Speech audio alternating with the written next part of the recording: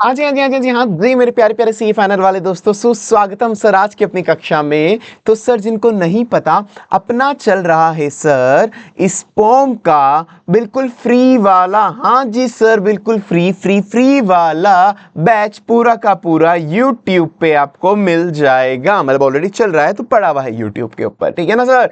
तो सर इसमें अपन पहुंच चुके हैं chapter number 5, that is compromise arrangement and amalgamation. इसके पहले 3 चैप्टर स्टार्टिंग के अपन ने डायरेक्टर्स के कंप्लीट कर लिए, उसके बाद 4th वाला इंक्वायरी इन्वेस्टिगेशन कर लिया अपन ने।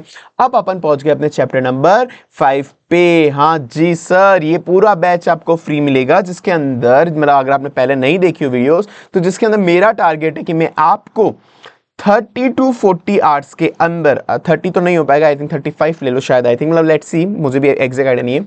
तो उसके अंदर मैं आपको पूरा स्पॉम अच्छे से करा दूं, जिसके अंदर अपना 2 टारगेट रहेगा सर। एक तो स्पॉम वाला पेपर क्लियर करना ही करना है, उसमें ज्यादा ध्यान नहीं देना, बस मैं तुमको लगभग सभी पढ़ाऊंगा, सब कुछ ही होगा, पर उसमें तुमको इतना है कि 50% मार्क्स लाने, तो ज्यादा लोड नहीं लेना। सीए फाइनल में पेपर में मार्क्स तो जुड़ने नहीं है, तो ज्यादा लोड नहीं लेना।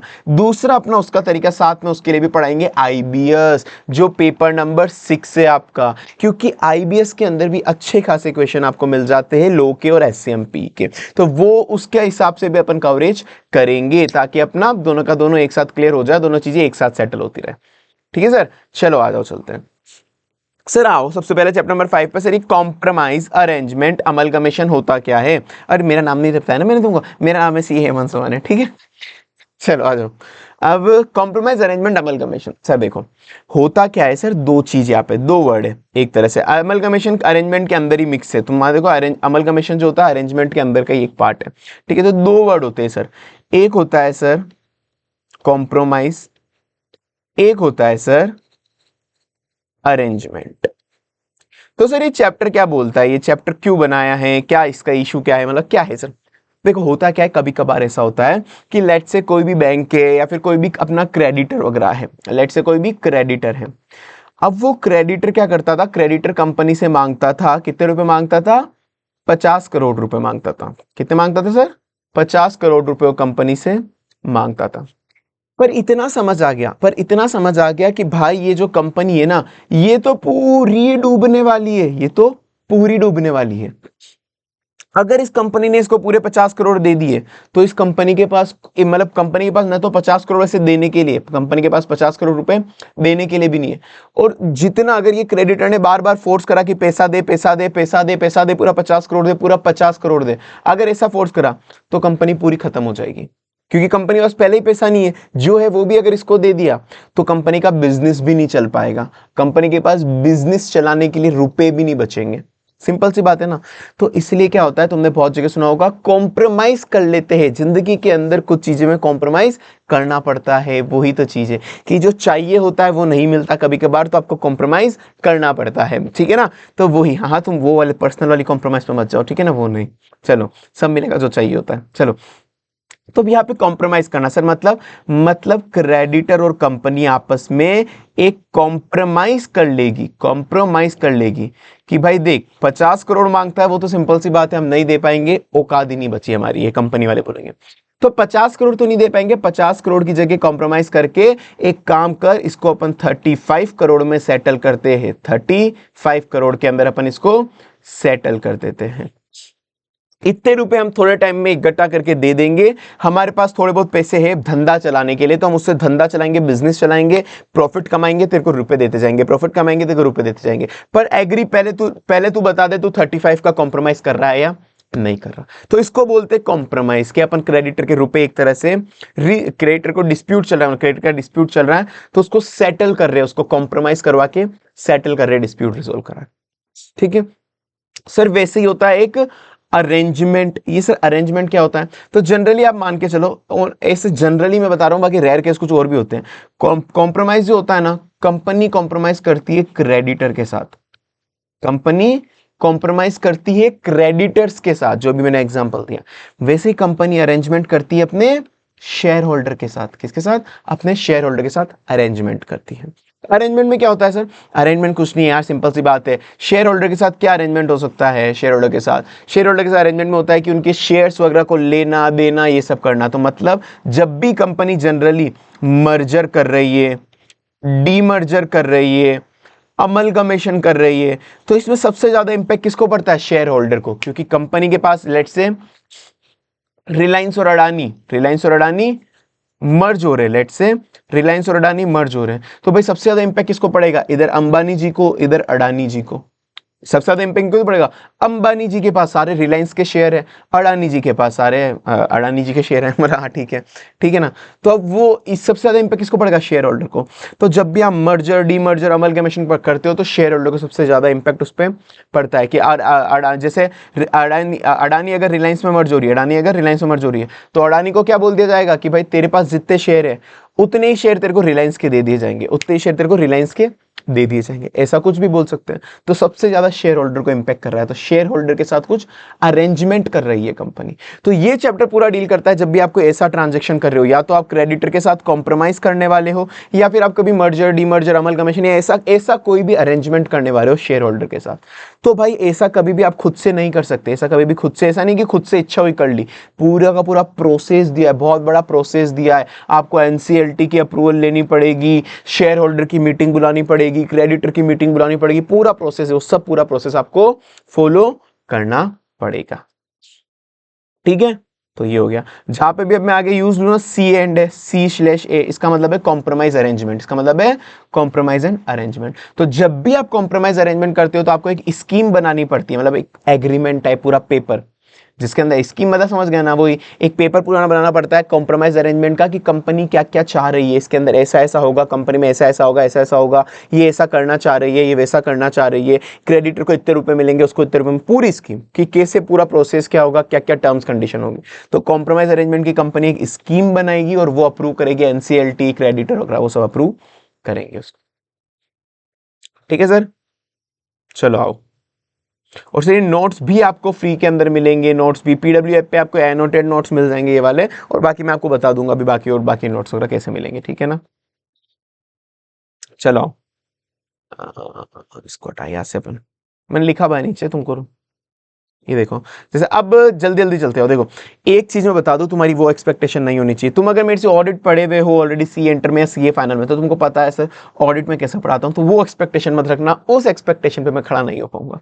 अरे भाई क्योंकि ऑडिट में क्या करते हैं अपन, बार बार चीजों को समझते हैं, बार बार चीजों को समझते हैं, बार बार चीजों को रटते हैं कि क्लास में ही रट के खत्म करना है उसको, फिर बार बार चीजों को रिवाइज भी करते हैं, बार बार चीजों को समझना, बार बार रटना, बार बार रिवाइज करना, समझना रटना रिवाइज करना, समझना रटना रिवाइज करना, अच्छे से एक एक वर्ड का पोस्टमार्टम, जब तक सब चीजें खून में ना हो जाए। क्यों वो अपन क्यों करते हैं? क्योंकि सर वो अपने जो सीए फाइनल के अंदर अपन को वो पेपर अपन को मार्क्स में ऐड होते हैं, मतलब सीए फाइनल का वो पेपर अपने को रिजल्ट में मार्क्स में ऐड होगा, वो रिजल्ट के अंदर उससे रैंक मिलेगी, उससे एग्जामिशन मिलेगी, उससे अच्छे मार्क्स काउंट होंगे सीए फाइनल में। इसलिए मैं उसके साथ कभी मैं कॉम्प्रोमाइज नहीं करता, उसके साथ ऑडिट के साथ कॉम्प्रोमाइज नहीं करता। पर सर लो में मैंने तुमको बोला ना यार, लो के अंदर है क्या, लो के अंदर तुमको आईबीएस के लिए पढ़ना है और इसके लिए पढ़ना है, स्पोम के लिए। स्पोम में केवल 50% मार्क्स लाने हैं, तो भाई तुम्हारे रिजल्ट पे कहीं पे दिखेगा भी नहीं तुम्हारे कितने मार्क्स आए, रिजल्ट पे कहीं पे दिखेगा भी नहीं तुम्हारे कितने मार्क्स तुमने स्कोर करे स्पोम के अंदर। तो मत लोड लो उसका, जो बाकी के 6 सब्जेक्ट है उन पे ध्यान दो, बाकी के 6 सब्जेक्ट पे ध्यान दो। तो ये 50% मार्क्स जितना ही पढ़ना, हालांकि मैं सब कुछ पढ़ाऊंगा, मैं नहीं छुड़वाऊंगा, पर उस हिसाब से नहीं पढ़ाऊंगा कि बार बार पढ़ा रहा हूं, बार बार समझा रहा हूं, बार बार रटा रहा हूं, जैसे मैं ऑडिट में करता हूं, वो नहीं। पढ़ाने की पूरी अप्रोच अलग रहेगी, मेरी पूरी की पूरी अप्रोच अलग रहेगी, और उसी तरह से पढ़ना। ये नहीं कि तुम इस फॉर्म में घुस के बैठ गए और बाकी 6 सब्जेक्ट से कॉम्प्रोमाइज कर दिया, नहीं भाई ऐसा मत कर लेना, ठीक है ना। तो ये चीज दिमाग में रखना, मेरी पढ़ाने की अप्रोच अलग होगी, ठीक है। ऑडिट तो मैं हद से ज्यादा अच्छी पढ़ाता हूँ, ऑडिट की क्लासेस लेना मेरी, तुमको समझ आएगा, ठीक है। चलो आ जाओ, मतलब ये भी अच्छी पढ़ाऊंगा ऐसा नहीं भाई, बस वो है ना कि यार टाइम बाउंडेशन है मेरे पास, मैंने बोला फिर मैं 30 to 40 आवर्स मुझे कंप्लीट कराना है। ये अगर मैं लो का फिर कोर्स लूंगा पूरा का पूरा अगर लेता तो वो 100 से 120 आवर्स का जाता, तो इतना कोई सेंस है क्या, नहीं ना। इस वजह से टाइम बाउंडेशन की वजह से मुझे ऐसे कराना पड़ेगा, पर सब अच्छे से होगा, अभी तुम समझ आएगा। चलो ठीक है, अब जैसे डेफिनेशन दी हुई है, कुछ काम की नहीं है, कुछ काम की नहीं है, बस मैंने समझाया वही है ना, तो इसे एमसीक्यू वगैरह बनते ना, कुछ काम की नहीं है। कॉम्प्रोमाइज में मैंने क्या बताया था, कॉम्प्रोमाइज के अंदर कोई डिस्प्यूट चल रहा होता है तो उसको पीसफुली और विलफुली, मतलब इच्छा के साथ उसको अपन एडजस्ट करते हैं, मतलब डिस्प्यूट होना जरूरी है, जनरली क्रेडिटर के साथ होता है। अरेंजमेंट क्या होता है सर, मॉडिफिकेशन ऑफ राइट, कि कोई भी डिस्प्यूट तो नहीं था पर अपन उसका राइट मॉडिफाई कर रहे हैं, उसके थोड़े बहुत शेयर छीन रहे, दूसरे को दे रहे, मतलब रीस्ट्रक्चरिंग चल रही है, जनरली शेयर होल्डर के साथ होता है मर्जर डीमर्जर अमलगमेशन, ठीक है। फालतू बात है, छोटा सा कट मार दो एग्जाम टाइम पे उनको, नहीं पढ़ना, कोई सेंस नहीं है। सर अब पूरा का पूरा प्रोसेस बताओ, जब भी आप कॉम्प्रोमाइज अरेंजमेंट करोगे तो कैसे करोगे क्रेडिटर मेंबर के साथ, पूरा प्रोसेस। ठीक है, ये डील करता है सेक्शन 230। हालांकि तुमको सेक्शन याद नहीं करने, आने नहीं है, पर मैं ये बता रहा हूं तुमको, बस याद मत करना। अब देखो पूरा सेक्शन है ये वाला, ये पूरा सेक्शन है इतना बड़ा। ठीक है, अब इसको मैंने एक तुम्हारे लिए फ्लो चार्ट बनाया, ये छोटा सा टेबुलर फ्लो चार्ट। पूरा बड़ा सेक्शन अपन पढ़ेंगे बाद में, कोई सेंस उसका निकलेगा नहीं, मतलब पढ़ूंगा टेंशन मत लो, पर बस इतना ही सेक्शन है तुम्हारा मेन वाला। तो अपन ये पढ़ लेंगे ना, तुम्हारा पूरा सेक्शन हो गया। इसको बस एक बार ध्यान से देखो अब मैं जो बोलूंगा। ठीक है सर, अब सिंपल सी बात है, ये बताओ अपन को करना कैसे। अभी अपन ने जो बोला ना, अमलगमेशन करना है, मर्जर करना है, या किसी क्रेडिटर का पैसा वेव ऑफ करना है, तो ये करना कैसे। तो सर आपको कभी भी ऐसा कुछ करना है ना, तो आपको अप्लाई करना पड़ेगा सबसे पहले एनसीएलटी के पास। किसके पास? एनसीएलटी के पास सबसे पहले आपको अप्लाई करना पड़ेगा। सबसे पहले किसको अप्लाई करोगे? एनसीएलटी के पास। एनसीएलटी के पास कौन अप्लाई कर सकता है सर? कंपनी खुद से अप्लाई कर सकती है, क्रेडिटर खुद से अप्लाई कर सकता है, मेंबर मतलब शेयर होल्डर कर सकता है, लिक्विडेटर अगर कंपनी लिक्विडेशन में, कि कंपनी डूबने वाली है, लिक्विडेटर अपॉइंट हो चुका है, तो लिक्विडेटर भी कर सकता है। तो कंपनी, क्रेडिटर, मेंबर, लिक्विडेटर कोई भी अप्लाई कर सकता है एनसीएलटी में कि सर हमको डीमर्जर मर्जर करना है, हमको कोई सेटलमेंट करना है, वो वाला कर सकता है। तो जब भी आप एनसीएलटी को अप्लाई करोगे तो एनसीएलटी को क्या बोलोगे? हमको डीमर्जर करना है, वो सब करना है, पर कुछ साथ में चीजें प्रूफ भी तो देना पड़ेगा, कुछ प्रूफ भी तो देना पड़ेगा। सिंपल सी बात है, उनको उनके अपनी कंपनी के फाइनेंशियल स्टेटमेंट देने पड़ेंगे, अपनी कंपनी के मतलब फाइनेंशियल पोजीशन समझानी पड़ेगी अपनी कंपनी की, कि हमारी फाइनेंशियल पोजीशन ये है, हमारी ऑडिट रिपोर्ट ये है, ये सारी चीजें एनसीएलटी को देनी पड़ेगी कि हमारी कंपनी ऐसी है, कुल मिला के हमारी कंपनी ऐसी है, हमको डीमर्जर मर्जर करना है, सेटलमेंट करना है। तो एनसीएलटी उसको देखेगी अच्छे से, वो देखेगी हाँ ठीक है, ये सब डॉक्यूमेंट सबमिट करा दिए, फाइनेंशियल स्टेटमेंट, वो सब चीजें अपन को सबमिट करा दी, एनसीएलटी एक बार उसको देखेगी। ठीक है,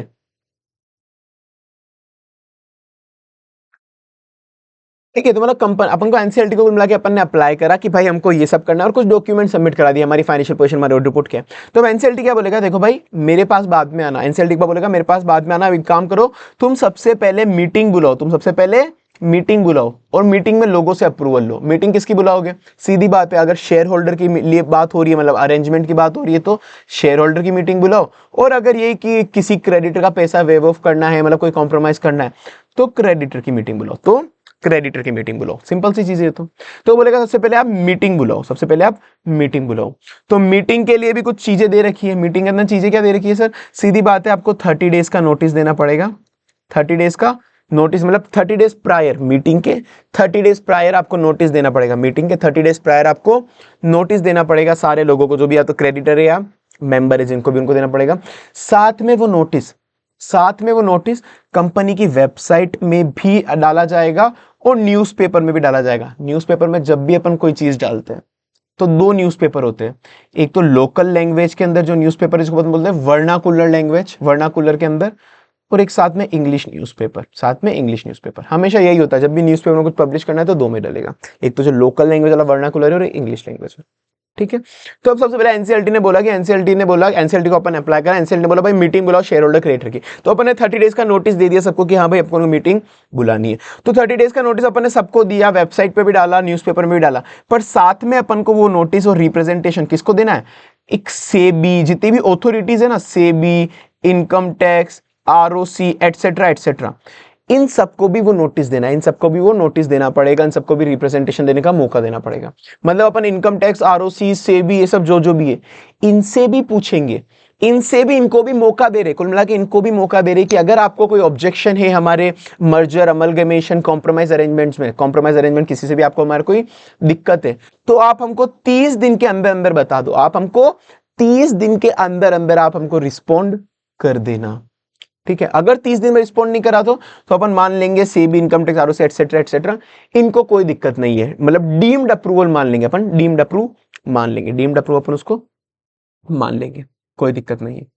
ठीक है, तो ये हो गया। उसके बाद सर ऑब्जेक्शन कौन कौन दे सकता है? ऑब्जेक्शन दे सकता है कोई भी शेयर होल्डर जिसके पास 10% पेड अप शेयर कैपिटल हो, या फिर कोई भी क्रेडिटर जिसके पास 5% ऑफ आउटस्टैंडिंग क्रेडिटर हो, मतलब 5% ऑफ वैल्यू वो होल्ड करता है कोई भी क्रेडिटर, कि लेट से 1000 करोड़ का कंपनी का टोटल आउटस्टैंडिंग डेट था, तो कोई भी जिसके पास 5% कितना हुआ, 50 करोड़ हुआ ना इसका 5%, हाँ, तो 50 करोड़ डेट अगर कोई भी होल्ड करता है, तो वो ऑब्जेक्शन कर सकता है, तो ऑब्जेक्शन कर सकता है कि नहीं नहीं हमको ये कॉम्प्रोमाइज अरेंजमेंट नहीं करना, ऑब्जेक्शन दे सकता है। अब उनके ऑब्जेक्शन उन्होंने दे दिया, वो बात अलग है, हम उनका ऑब्जेक्शन मानेंगे या नहीं मानेंगे वो बात की बात है, ठीक है ना, वो बात की बात है। बस एक बार ऑब्जेक्शन दे कौन सकता है वो बता रहे हैं, ठीक है। तो मीटिंग के बाद जी हो गई। तो सबसे पहले सर अपन ने एनसीएलटी को अप्लाई करा, सबसे पहले अपन ने एनसीएलटी को अप्लाई करा कुछ डॉक्यूमेंट्स वगैरह के साथ। फिर एनसीएलटी ने बोला भाई मीटिंग बुला लो, मेरे पास बाद में आना, पहले मीटिंग बुला लो, शेयर होल्डर क्रेडिटर इन सबसे अप्रूवल ले लो, सेबी वगैरह इन सबसे अप्रूवल ले लो। तो सर हमने मीटिंग के लिए अप्लाई करा, शेयर होल्डर क्रेडिटर को 30 दिन का नोटिस दिया, नोटिस को अपन ने वेबसाइट पे भी डाला, न्यूज़पेपर में भी डाला। साथ में अपन ने रिप्रेजेंटेशन जो भी ये अथॉरिटीज होती है, government authorities, SEBI, income tax, ROC वगैरह, मतलब ये जितनी भी, इनको भी दे दिया कि 30 दिन में अगर आपको कोई दिक्कत है तो हमको बता दो, वरना हम डीम्ड अप्रूव मान लेंगे। और इनको और ये कॉम्प्रोमाइज अरेंजमेंट नहीं होना चाहिए, इसके लिए ऑब्जेक्शन कौन कर सकता है? शेयर होल्डर जिसके पास 10% of paid up share capital हो अमाउंट में, या फिर क्रेडिटर जिसके पास 5% ऑफ टोटल आउटस्टैंडिंग डेट, ये कर सकता है, ठीक है सर। अब सर उसके बाद हमने फाइनली मीटिंग बुलाई, और अब मीटिंग बुला ली हमने। तो हमने मीटिंग जब बुलाई ना, हमने जब मीटिंग बुलाई तो अब मीटिंग के अंदर अप्रूवल कितने लोगों का चाहिए होगा सर? अपन को अप्रूवल कितने लोगों का चाहिए होगा? अप्रूवल ये चलो मैं बाद में बताता हूँ, अप्रूवल वाला इंपॉर्टेंट पॉइंट है, या बता ही दूं? चलो अप्रूवल वाला बताता हूँ मैं आपको, बाद में आपको और बता दूंगा एक बार डिटेल के अंदर। तो फिर अब अपन ने जैसे ही मीटिंग बुलाई, अब अपन को मीटिंग बुलाई तो सीधी बात है, लोगों से अप्रूवल चाहिए, लोगों से अपन को अप्रूवल चाहिए। तो अप्रूवल किससे चाहिए सर? अप्रूवल चाहिए अपन कि मेजोरिटी मेंबर अप्रूव कर दे, मेजोरिटी मेंबर अप्रूव कर दे, majority in numbers, majority in numbers, plus मतलब plus 3/4 of value, 3/4 of value, मतलब ये दोनों कंडीशन पूरी होनी चाहिए। ये मैं भी तुमको डिटेल में बताऊंगा, इस पे भी लोड मत लेना, इसमें भी डिटेल में बताऊंगा, मैं बताऊंगा, मैं ये अभी मैं बस एक बार ओवरव्यू दे रहा हूँ, डिटेल में इस पे मैं जाऊंगा, टेंशन ना लेना, ठीक है ना। मतलब पूरा, या तो अपन शेयर होल्डर की बात कर रहे हैं तो शेयर होल्डर मेजोरिटी में अप्रूव कर दे, मेजोरिटी मतलब 50% से ज्यादा, 50% से ज्यादा, 50% नहीं बोला, 50% से ज्यादा, 50% से ज्यादा लोग नंबर शेयर होल्डर अप्रूव कर दे, प्लस शेयर होल्डर की जो वैल्यू थी, उनके पास शेयर्स थे, वो 3/4 एटलीस्ट होने चाहिए, वो अप्रूव कर दे, मतलब दोनों कंडीशन पूरी होनी चाहिए, मेजोरिटी में भी होनी चाहिए और 3/4 वैल्यू भी होना चाहिए। अगर वो अप्रूव कर देंगे तो हो गया। यही अगर क्रेडिटर्स की मीटिंग है तो सिंपल सी बात है, majority in creditors plus 3/4 of value, मतलब ये अगर इन लोगों ने अप्रूव कर दिया, इन लोगों ने अप्रूव कर दिया तो बस भाई हो गया, फिर बस हो गया अपना कॉम्प्रोमाइज अरेंजमेंट का आधा काम निपट गया, आधा काम निपट गया, मतलब इनसे अप्रूवल मिल गया। अब अपन वापस बोलेंगे एनसीएलटी को, अब वापस से जाएंगे एनसीएलटी के पास, देख भाई एनसीएलटी भाई हमारे क्रेडिटर मेंबर जो भी थे उन्होंने अप्रूवल दे दिया। तो एनसीएलटी बोलेगा ठीक है, जब इन्होंने अप्रूवल दे दिया तो मैं भी दे देता हूं, तो मैं भी दे देता हूं।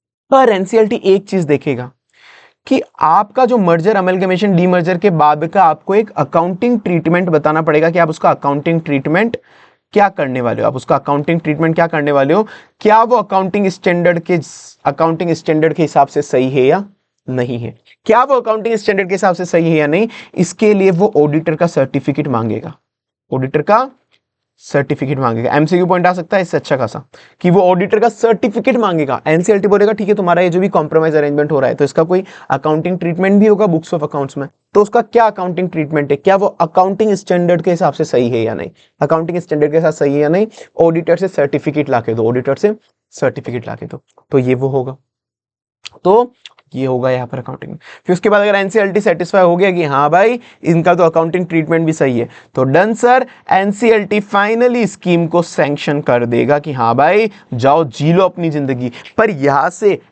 वो मतलब स्कीम सैंक्शन तो हो गई पर इफेक्टिव नहीं हुई, मतलब अभी तक उस स्कीम को अपन लागू नहीं मानेंगे। लागू कब मानेंगे कि भाई जैसे एनसीएलटी ने ऑर्डर दिया, जैसे ही एनसीएलटी ने ऑर्डर दिया, तो जैसे ही वो ऑर्डर कंपनी के पास आया ना, जैसे ही वो ऑर्डर कंपनी के पास आया उससे 30 डेज के अंदर अंदर, 30 डेज के अंदर अंदर वो ऑर्डर अपन को कंपनी को आरओसी को फाइल करना पड़ेगा। 30 डेज के अंदर अंदर वो ऑर्डर कंपनी को आरओसी को फाइल करना पड़ेगा। जैसे ही वो आरओसी को फाइल कर देगी उस दिन से अपन मान लेंगे वो इफेक्टिव डेट है कि मतलब हाँ भाई इस डेट से ये कॉम्प्रोमाइज अरेंजमेंट मर्जर अमलगमेशन लागू करा जाता है, लागू करा जाता है। तो 30 days from the date of receipt of notice. ये 30 डेज कहां से होंगे सर?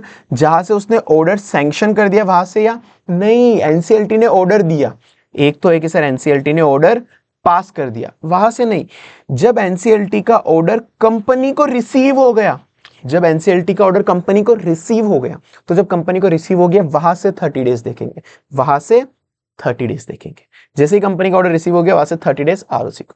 ठीक है, तो इस चैप्टर में ये डेट ये हर जगह होगा। तुम इतना मान लेना, जैसे एनसीईआरटी का ऑर्डर आ गया कंपनी के पास, उसके 30 दिन के अंदर आरओसी को कंपनी को देना पड़ेगा वो ऑर्डर। ठीक है, ये हर जगह आएगा भी नीचे, तो ये याद कर लेना, एमसीक्यू में काम आ जाए।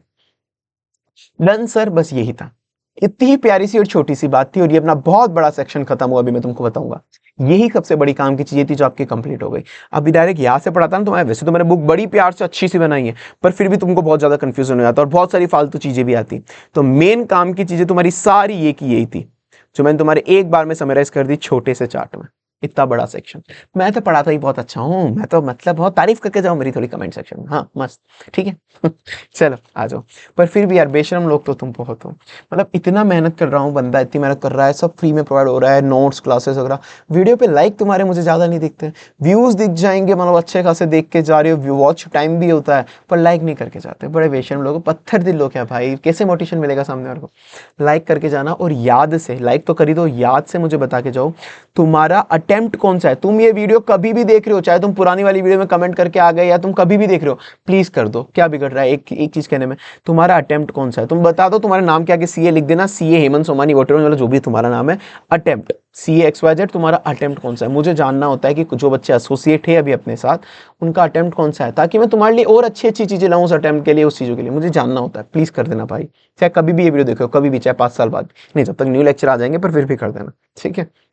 चल ठीक है सर, तो एक और बार वापस देख लेते हैं। सर क्या था सर, अगर हमको कभी भी कॉम्प्रोमाइज अरेंजमेंट वगैरह कुछ भी करना है, मर्जर अमलगमेशन डीमर्जर ऐसा कुछ भी करना है, मतलब उसको बोलते हैं कॉम्प्रोमाइज अरेंजमेंट। तो हमको जब भी कॉम्प्रोमाइज अरेंजमेंट करना है, एनसीईआरटी को अप्लाई करेंगे कुछ डॉक्यूमेंट के साथ कि हमारी फाइनेंशियल पोजीशन ये ऑडिट रिपोर्ट ही हमको ये करना है, ठीक है। उसके बाद वो एनसीईआरटी बोलेगा कि भाई देखो मेरे पास बाद में आना, मेरे पास बाद में आना। पहले तुम मीटिंग बुला लो, शेयर होल्डर या फिर क्रेडिटर जो भी एप्लीकेबल है, और वो मीटिंग बुला दी, तो मीटिंग बुलाने के लिए क्या करेगी कंपनी, 30 दिन का प्रायर नोटिस देगी। उस नोटिस को वो वेबसाइट पे भी लगाएगी, न्यूज़पेपर में भी डालेगी, साथ में सेबी, आईटी, आरओसी इन सबको भी बोलेगी कि तुमको अगर कोई दिक्कत हो तो तुम 30 दिन के अंदर तुम भी बता दो, ठीक है। जो तुम दिक्कत, अगर तुमको कोई दिक्कत हो 30 दिन में तुमने बता दिया, तो हम एनसीईआरटी को बता देंगे कि इनको ये दिक्कत है, ठीक है, वो बात अलग है।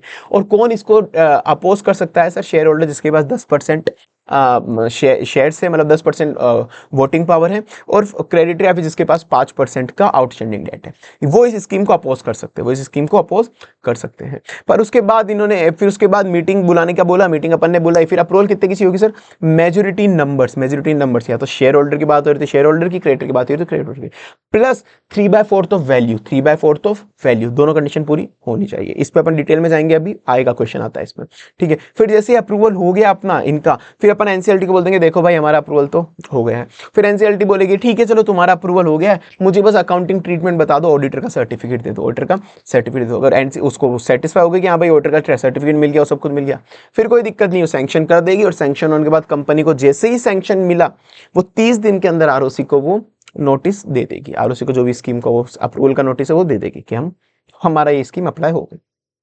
डन सर, बस इतना ही था, बस 2 पॉइंट और देख लो, कभी गलती से आ जाए तो एमसीक्यू में वैसे आ जाते हैं। अगर कभी भी एनसीईआरटी के पास अपन जा रहे हैं कोई कॉर्पोरेट डेट रिस्ट्रक्चरिंग कराने, सीडीआर जिसको बोलते हैं, अभी डिटेल मत जाओ, कॉर्पोरेट डेट रिस्ट्रक्चरिंग नाम से समझ गए होंगे कि कोई भी कॉर्पोरेट का डेट है अपन उसको रिस्ट्रक्चर कराने जा रहे हैं, कोई भी कॉर्पोरेट का डेट है अपन उसको रिस्ट्रक्चर कराने जा रहे हैं।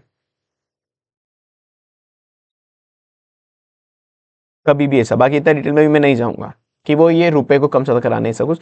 तो कभी भी आप सीडीआर वाली स्कीम लेके जा रहे हो एनसीईआरटी को कि कॉर्पोरेट डेट रिस्ट्रक्चर करो हमारा, तो ये पूरा का पूरा प्रोसेस सेम रहेगा, बस उस वक्त आपको कम से कम मिनिमम 75% सिक्योर्ड क्रेडिटर इन वैल्यू अमाउंट के हिसाब से, जितने भी अपने सिक्योर्ड क्रेडिटर्स है उनका जितना भी अमाउंट है, उनमें से 75% सिक्योर क्रेडिटर मतलब वैल्यू के हिसाब से वो एग्री करने चाहिए उस सीडीआर स्कीम को, कॉर्पोरेट डेट रिस्ट्रक्चरिंग स्कीम। बस इतना ही ध्यान रखो, बाकी मत रखो। कुल मिला के अपन उनका डेट रिस्ट्रक्चर करेंगे, उनको कम पैसा देंगे, वोटेवर ऐसा कुछ देंगे। तो कभी भी आप सीडीआर स्कीम में जा रहे हो तो आपको एनसीईआरटी के पास जाते वक्त पहले से आपको अप्रूवल ले लेनी है, मतलब एनसीईआरटी के पास जाओगे ना उससे पहले ही आप ले लेना कि जो आपके 75% सिक्योर्ड क्रेडिटर है वो एग्री कर रहे हैं इस स्कीम को, वो एग्री कर रहा है इस ठीक है। 75% मेन तो यही था, प्लस साथ में आपको वैल्यूएशन की रिपोर्ट भी ले जानी है कि कंपनी की क्या असेट की वैल्यूएशन वगैरह क्या क्या है वो सब, प्लस ऑडिटर से एक लिक्विडिटी टेस्ट का सर्टिफिकेट ले जाना है, लिक्विडिटी टेस्ट ये देखो मैंने यहाँ पे लिखा हुआ भी है तुम्हारे लिए सब छोटा सा करके कि कभी भी सीडीआर स्कीम है तो 75% सिक्योर्ड वैल्यू की अप्रूवल आपको चाहिए होगी पहले से ही अप्लाई करते हो। वैल्यूएशन रिपोर्ट ले जाना आपकी कि कंपनी के एसेट वगैरह की वैल्यूएशन वगैरह क्या है वो सारी चीजें।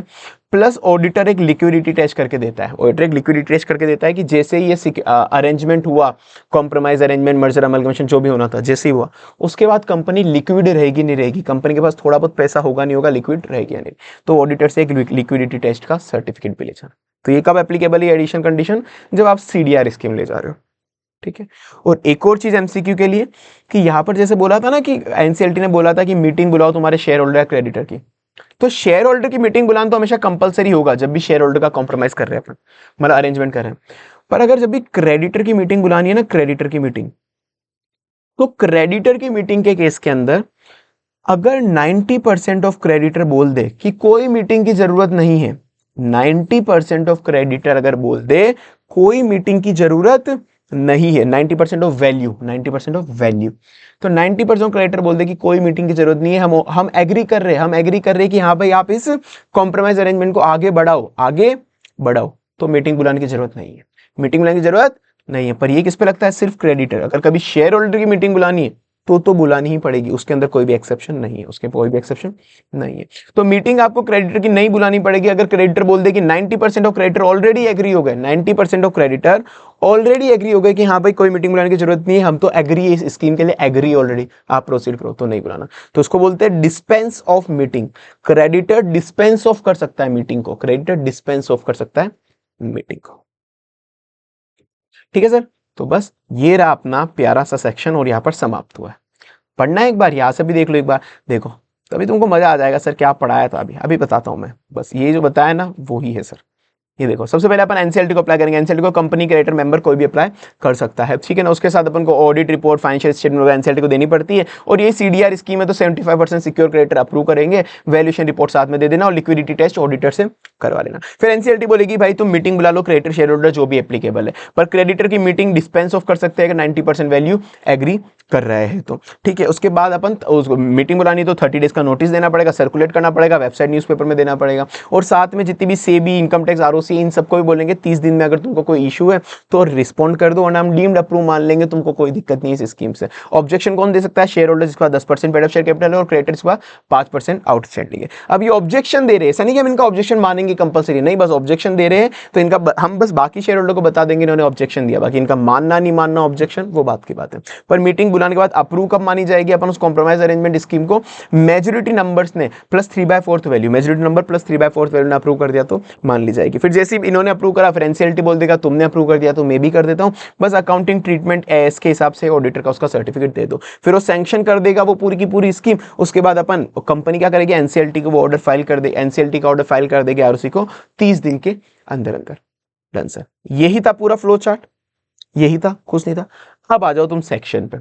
अब कुछ नहीं है, जितनी काम की चीज थी वो मैंने पहले ही पढ़ा दी, जो नहीं पढ़ा है ना 1-2 लाइन वो वैसे भी इग्नोर करनी, वैसे भी इग्नोर करनी है। मैंने बोला ना अगर इसकी एक एक लाइन में घुस गए ना, फिर मैं बोल रहा हूँ फिर वो 100-150 घंटे का कोर्स हो जाएगा। जैसे अपने ऑडिट का 100 आवर्स का 120 आवर्स के 2 कोर्स है ना, वैसे इसके कोर्स बना दो तुम बोले तो कोई सेंस है नहीं ना। 50 मार्क्स लाने हैं, कोई सेंस नहीं। और एमसीक्यू बनेंगे भी नहीं जो मैंने छोड़ा है उसको, वैसे छोड़ा कुछ भी नहीं है, मेरे को बताता हूँ, ठीक है। बस वही है कि इसको उस तरीके से पढ़ाना है कि तुम्हारे सारे एमसीक्यू कवर हो जाए। आ जाओ सर, सबसे पहले आप बताओ कि अप्लाई कौन कर, अब ये वो का वही सेक्शन है, इसको डिटेल में पढ़ रहे हैं, मतलब बस वो फ्लो चार्ट से पढ़ा था। तो ट्रिब्यूनल को मैंने कहा ट्रिब्यूनल को अप्लाई करना वाला, ट्रिब्यूनल बोला एनसीएलटी, एनसीएलटी को हमने अप्लाई करा कॉम्प्रोमाइज अरेंजमेंट के लिए। कौन अप्लाई कर सकता है, या तो कंपनी कर सकती है, क्रेडिटर कर सकता है, मेंबर कर सकता है, लिक्विडेटर कर सकता है। बताया तो था, ये देखो कंपनी कर सकता है, क्रेडिटर कर सकता है, मेंबर कर सकता है, लिक्विडेटर कर सकता है। चार्ज लगा तू यार, ये बहुत बैटरी खाता है मेरा लैपटॉप, घर की सारी इलेक्ट्रिसिटी का बिल हमारा मुझे लगता है इसी की वजह से आता है भाई। थोड़ा पैसे दो भाई, तुम फ्री में पढ़ रहे हो यहाँ पे क्लास से, पैसों से लाओ थोड़ा। हाँ चलो, हाँ तो अपन कहाँ पे थे। हाँ, अप्लाई कौन कर सकता है सर, कंपनी कर सकता है, क्रेडिटर कर सकता है, मेंबर कर सकता है, लिक्विडेटर। लिक्विडेटर कब कर सकता है, सिंपल मैंने बोला था कि अगर कंपनी वाइंडिंग अप में तो वो भी जा सकता है एनसीएलटी के पास कि भाई इसको कॉम्प्रोमाइज अरेंजमेंट करो। और कॉम्प्रोमाइज अरेंजमेंट किसके बीच हो सकता है मैंने बताया था, या तो कंपनी और क्रेडिटर के बीच हो सकता है या कंपनी और मेंबर के बीच हो सकता है, ठीक है, फालतू बात है। ठीक है। फिर ट्रिब्यूनल बोलता है कि तुम जाके मीटिंग बुलाओ, क्रेडिटर या मेंबर जो भी है उसकी मीटिंग बुलाओ, ठीक है ना। ये फालतू पॉइंट है कि अरेंजमेंट में क्या क्या हो सकता है, शेयर कैपिटल का रिस्ट्रक्चर भी हो सकता है, फालतू बात है, शेयर कैपिटल का रिस्ट्रक्चर हो सकता है, ठीक है ना, वो तो फालतू बात है।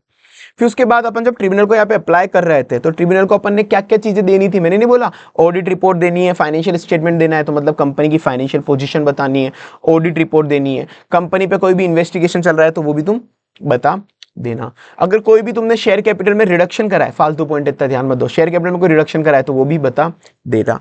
पर अगर वही सीडीआर स्कीम है, मैंने बोला था अगर सीडीआर स्कीम है तो 75% of secure creditor by value, इनको तुमको इनसे अप्रूवल लेनी पड़ेगी तुमको। ऑडिटर से, ऑडिटर की रिपोर्ट देनी पड़ेगी कि तुम्हारी लिक्विडिटी टेस्ट की कंपनी का कॉर्पोरेट डेट रिस्ट्रक्चर उनके बाद लिक्विड रहेगी कंपनी, लिक्विडिटी टेस्ट तुमको बताना पड़ेगा। वैल्यूएशन रिपोर्ट भी तुमको देनी पड़ेगी, जो वैल्यूएशन रिपोर्ट कौन बनाएगा, रजिस्टर्ड वैल्यूअर। कौन बनाएगा, रजिस्टर्ड वैल्यूअर, रजिस्टर्ड वैल्यूअर ही बनाएगा और कोई वैल्यूएशन रिपोर्ट नहीं बना सकता, तो वैल्यूएशन रिपोर्ट भी तुमको देनी पड़ेगी, ठीक है। मेन चीजें ये हो गई तुम्हारी। अब बाकी आलतू फालतू चीज हो रहे हैं कि साथ में अब तुमको, अब ये तो पूरी दुनिया पड़ी है ऐसे पढ़ने के लिए हर कुछ, पर रीड मार लो एक बार, ठीक है। मेन चीजें यही थी, ये देना पड़ेगा। साथ में और क्या देना पड़ेगा ट्रिब्यूनल को, एक होता है क्रेडिटर रिस्पॉन्सिबिलिटी स्टेटमेंट CA1, वो देना पड़ेगा। साथ में यहाँ पे अपन ने बोला कि 75% क्रेडिटर की अप्रूवल लगेगी, तो बाकी सिक्योर्ड क्रेडिटर की, तो बाकी के जो अनसिक्योर्ड क्रेडिटर है उनका क्या, और बाकी के जो रिमेनिंग 25% सिक्योर्ड क्रेडिटर है उनका क्या, मतलब जिन्होंने अभी तक अप्रूवल नहीं दी उनका क्या। तो भाई जो भी आप स्कीम दे रहे हो ना, सीडीआर की स्कीम, तो उसके अंदर उनको भी थोड़ा प्रोटेक्शन दो कि हाँ भाई उनको भी रुपए मिलेंगे, उनको भी रुपए मिलेंगे, तो प्रोटेक्शन देना है अपन को सिक्योर्ड और अनसिक्योर्ड क्रेडिटर को, बाकियों को भी, ठीक है। सिंपल सी बात है। तो वो ये जो मैंने तुमको पढ़ाया था भाई, इसमें कोई डाइवर्जन नहीं हो रहा है इसके अंदर, तुम देखना फ्लो चार्ट जो मैंने बनाया वो ये। सबसे पहले ट्रिब्यूनल को अप्लाई करा है तो कंपनी क्रेडिटर मेंबर लिक्विडेटर कर सकती है, वो बोलेगा मीटिंग बुलाओ, पर साथ में जब ट्रिब्यूनल को अप्लाई करा तो उसको कुछ चीजें देनी पड़ेगी, फाइनेंशियल स्टेटमेंट, ऑडिट रिपोर्ट, कोई पेंडिंग इन्वेस्टिगेशन है क्या, और अगर सीडीआर स्कीम में तो 75% लोगों से अप्रूव होगी, CA फाइल कर देना, ऑडिटर का लिक्विडिटी टेस्ट उसको दे देना और वैल्यूएशन रिपोर्ट दे देना। उसके बाद अपन मीटिंग बुलाने के लिए नोटिस देंगे, मीटिंग बुलाने के लिए नोटिस देंगे, नोटिस किसको देंगे, सारे क्रेडिटर को, वो डिपेंड कि अब किस किस को देना है, क्रेडिटर को देंगे, मेंबर को देंगे, डिवेंचर होल्डर को देंगे, ठीक है, सिंपल सी बात है।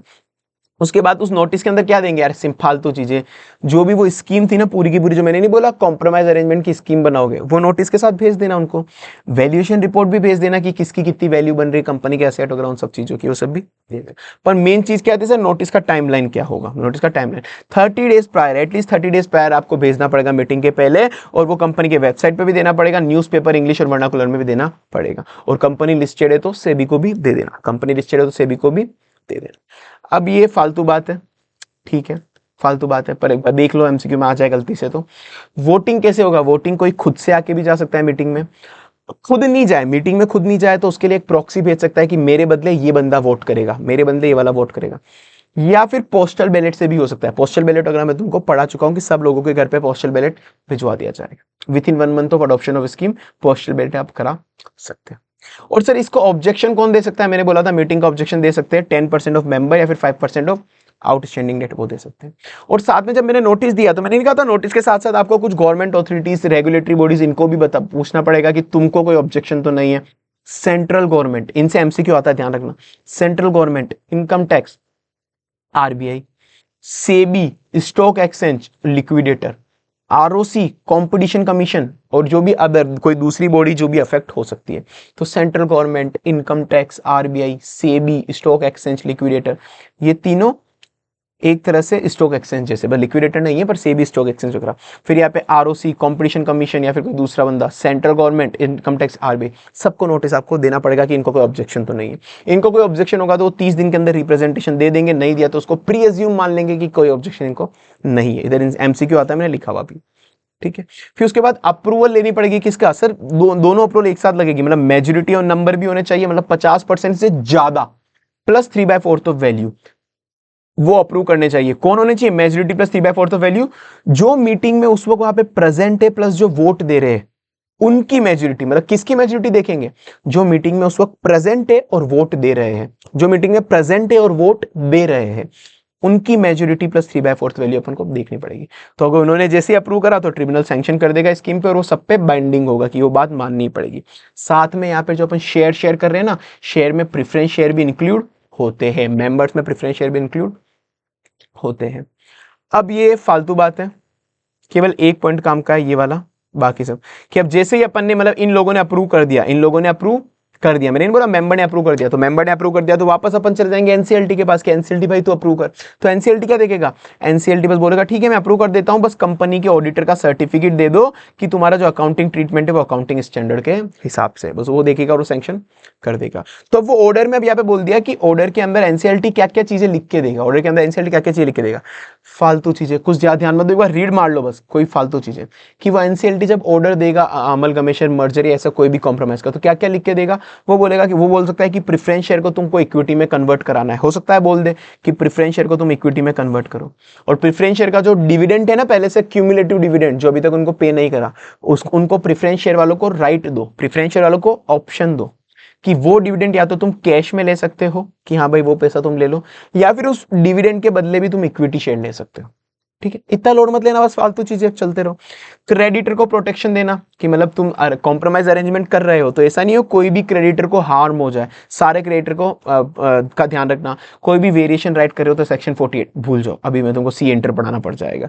बीआईएफआर की प्रोसीडिंग अबेट हो जाएगी, भूल जाओ, कभी एमसीक्यू आ जाए तो बस इतना देख लेना, बीआईएफआर की प्रोसीडिंग अबेट हो जाएगी, बस भूल जाओ, कोई मतलब नहीं है। और साथ में कुछ दूसरे मैटर भी बता सकता है ट्रिब्यूनल की, जितने भी डिसेंटिंग शेयर होल्डर की, मतलब जो शेयर होल्डर एग्री नहीं कर रहे, जो शेयर होल्डर एग्री नहीं कर रहे कि हमको कॉम्प्रोमाइज अरेंजमेंट करना है, तो उनको कंपनी से बाहर निकालो, मतलब उनको बोलो कि तुम्हारे शेयर हमको बेच दो और निकालो, तो उनको एग्जिट ऑफर भी दे देना। ठीक है, कुछ काम का नहीं है सर, बहुत रैली, इसीलिए बस मैं बोल रहा हूँ, मैं वही बोल रहा हूँ, तुमको सब समझ में आ रहा है ना, मैंने फ्लो चार्ट बताया था वही सेक्शन खत्म हो गया था, क्योंकि 35 to 40 आवर्स में अपन को कोर्स कंप्लीट करना है, उसमें भी अपने सारे एमसीक्यू कवर हो रहे हैं। अब गलती से 5-10 मार्क्स के ऐसे एमसीक्यू आ जाए गलती से तो छोड़ दो ना उसको, क्या सेंस है, क्यों उसके अंदर तुमको 100 के 100 मार्क्स लाने, समझ रहे हो ना, उसी हिसाब से पढ़ो, इतनी गारंटी दे रहा हूं तुम पढ़ के जाओगे पास होंगे, 80+ मार्क्स ही आ जाएंगे तुमने अगर ये सब भी पढ़ा तो भी। ठीक है, 5-7 मार्क्स का छूट रहा है तो छूटने दो, ठीक है, बिना फालतू उलझे रहोगे इन चीजों में कि नहीं एक एक वर्ड का पोस्टमार्टम करना है, अरे भाई फिर 100-150 घंटे की क्लासेस चले जाएगी, फिर तुम देख। ठीक है, अब ये तुम ऑडिट पढ़ोगे तो ऑडिट में मैं नहीं छुड़ाता, ऑडिट में इतना जल्दी भी नहीं करता मैं, तुम जब ऑडिट पढ़ोगे उसमें, क्योंकि मुझे पता है सीए फाइनल में मार्क्स जुड़ रहे हैं, उसके रैंक आएगी, एग्जामिनेशन आएगी, तो एक एक चीज का पोस्टमार्टम होता है, उसके अंदर एक एक चीज याद होती है, एक एक चीज समझाता हूँ, एक एक चीज का बार बार रिविजन होता है। ठीक है ना, तो इन चीजों का इसलिए ध्यान रखो, ये चीज जिस अप्रोच से मैं पढ़ा रहा हूँ उस अप्रोच से पढ़ते रहो, हर सब्जेक्ट की अलग अप्रोच होती है पढ़ने की। ठीक है, अब एनसी ट्रिब्यूनल ने जैसे ही सैंक्शन करा, ट्रिब्यूनल के सैंक्शन करने के बाद मैंने बोला ना अपन आरओसी को फाइल कर देंगे, आरओसी को फाइल कर देंगे with in 30 days of receipt of notice, जब नोटिस को कंपनी को मिला उस वक्त इफेक्टिव मान लीजिए। डन सर, ये पूरा का पूरा सैंक्शन अपना कंप्लीट। और सर कुछ वही बात है सर, वो ट्रिब्यूनल डिस्पेंस ऑफ कर सकता है मीटिंग की, क्रेडिटर को क्रेडिटर की मीटिंग नहीं बुलानी अगर 90% के बंदे बोल दे कि हाँ भाई, एफिडेविट पे साइन करके बोल दे, एफिडेविट पे कंफर्म करके, ओरली नहीं, एफिडेविट पे लिख के बोल दे कि हाँ हमको मीटिंग नहीं बुलानी। कभी बाय बैक कर रहे हो तो सेक्शन 68 कंप्लाई करना है, काट दो। टेक ओवर कर रहे हो तो लिस्टेड कंपनी की गाइडलाइन फॉलो करना, काट दो, मतलब लिस्टेड कंपनी को टेक आउट कर रहे हो तो सेबी की गाइडलाइन फॉलो करना। कोई भी एग्रीव पार्टी, हाँ ये देख लेना, कोई भी एग्रीव्ड पार्टी है कि कोई भी एग्रीव पार्टी की क्रेडिटर को नहीं जम रहा, ये कॉम्प्रोमाइज अरेंजमेंट मेंबर को नहीं जम रहा, किसी को नहीं जम रहा, तो किसको अपील करेगी, वो एनसीएलटी, मतलब एनसीएलटी जो ट्रिब्यूनल है उसको अप्लाई करेगी, एनसीएलटी को नहीं करेगी, वो बाद में आएगा तुम्हारा। एनसीएलटी होता है, एनसीएलटी के ऊपर एनसीएलएटी होता है। ठीक है, तो केवल ट्रिब्यूनल को अप्लाई करना है आपको उसके। ठीक है सर, हो गया। अब आ जाओ तुम सर, क्वेश्चन देखो, जैसे ये क्वेश्चन है, मैं तुम बोलूंगा अब से वो वाला क्वेश्चन, यही क्वेश्चन है, ये देखो 600 मेंबर टोटल कंपनी में, 600 मेंबर है टोटल कंपनी में, 600 मेंबर है, उसमें से मीटिंग अटेंड कितने लोगों ने करी, मीटिंग अटेंड करी है सर केवल 450 मेंबर ने, 450 मेंबर। उसमें से भी जिन लोगों ने वोट दिया है, मतलब बाकी लोगों ने तो मीटिंग अटेंड करी पर फिर भी वोटिंग नहीं करा, तो वोट कितने दिया है, वोट दिया है सर केवल 390 मेंबर्स ने, वोट दिया केवल 390 मेंबर्स ने। ठीक है, तो अब सबसे पहले देखो कि इनमें से तीनों में से कौन सा फिगर अपने लिए रिलेवेंट है। तो सब फिगर जो रिलेवेंट है अपने लिए वो ये वाला है कि जिन बंदों ने मीटिंग अटेंड भी करी और वोट भी दिया, वो वाला ऊपर वाले फिगर इग्नोर मार, तो ऊपर वाले फिगर सारे इग्नोर करते हैं, जिन्होंने वोट दिया है मीटिंग में अटेंड करके, तो वोट दिया है। तो अब यहां पर देखो कि 390 के अंदर अपन को क्या देखना है कि एटलीस्ट हाफ मेंबर, अब मतलब दो कंडीशन है अपन को, एक तो नंबर ऑफ मेंबर भी सेटिस्फाई होने चाहिए, नंबर ऑफ मेंबर वो 50% से ज्यादा होने चाहिए, दूसरा वैल्यू भी सेटिस्फाई होनी चाहिए, वैल्यू 3/4 होनी चाहिए, और ये ग्रेटर देन हाफ होने चाहिए, ग्रेटर देन हाफ होने चाहिए। तो अब सबसे पहले देखो 390 का हाफ कितना होता है, मतलब मिनिमम कितने लोगों की अपन को अप्रूवल लगेगी। सर नंबर की अगर केस देखिए तो इसका कितना हो गया 195, हाँ 195 हो गया ना इसका हाफ। हाँ थोड़ा बहुत ऊपर नीचे कैलकुलेशन हो ठीक है, बाकी 195 हो गया इसका हाफ। तो 195 मेंबर मिनिमम, 195 से ज्यादा, सॉरी 195 तो इसका हाफ हुआ है, तो 196 मेंबर, 196 मेंबर, क्योंकि 390 का हाफ कितना होता है 195, तो एटलीस्ट 195 से ज्यादा मेंबर अप्रूव करने चाहिए, मतलब 196 मिनिमम अप्रूव करने ही चाहिए। और वैल्यू के अंदर अभी क्वेश्चन में वैल्यू दी हुई है क्या? हाँ ये दी हुई है। 3/4 वैल्यू कितनी है? 3/4 वैल्यू है 10, वैल्यू वोटेड इज 14 लाख, नहीं यहाँ पे दिया है value voted is 14 lakh, 14 lakh value ने वोट करा है, 14 लाख वैल्यू ने वोट करा है। तो 390 तो मेंबर है और उसमें 14 लाख रुपीज है, 14 लाख रुपीज है। तो 14 लाख का 3/4 कितना होता है सर? 14 लाख का 3/4 तो निकाले ना, बाकी 10.5 होता है, मैंने निकाला हुआ है पहले से, वही है 10.5 लाख। तो एट लीस्ट अब अपन को क्वेश्चन हमेशा ऐसे सॉल्व करना है कि अब तुमने देख लिया कि यहाँ पे 390 मेंबर है और 14 लाख ने 14 लाख वैल्यू है, तो अब अप्रूव कब मानी जाएगी? अपन उसको अप्रूव कब मानी जाएगा कि एक तो 1/5 1/2 से ज्यादा, मतलब 50% से ज्यादा। 50% ज्यादा क्या हुआ सर? 390 का हाफ होता है 195, 195 से ज्यादा मतलब 196 तो मिनिमम मेंबर अप्रूव करने चाहिए। प्लस 14 लाख का 3/4 क्या होता है सर? 14 लाख का 3/4 होता है 10.5 लाख, तो 10.5 लाख इन वैल्यू। तो 196 and 10.5 lakh in value, 196 and 10.5 lakh in value, इन लोगों का अप्रूवल और इन दोनों का अप्रूवल मिल गया तो स्कीम अप्रूव्ड मानी जाएगी। तो ये देखो अभी गिवन केस के अंदर क्या हुआ है सर? गिवन केस के अंदर 210 ने फेवर में दे दिया, तो भाई 196 का ही तो फेवर चाहिए था, 210 ने फेवर दे दिया 210 ने, तो इधर ये वाली कंडीशन सेटिस्फाई। प्लस वैल्यू कितनी है 11 लाख, 11 लाख ने भी अप्रूवल दे दिया, तो वैल्यू में वैसे भी अपन को 10.5 लाख चाहिए था, 11 लाख ने अप्रूवल दे दिया, तो भाई दोनों कंडीशन पूरी हो गई, मेजोरिटी भी फुलफिल हो गई, 3/4 भी फुलफिल हो गया, तो ये स्कीम सैंक्शन हो गई, स्कीम सैंक्शन हो गए।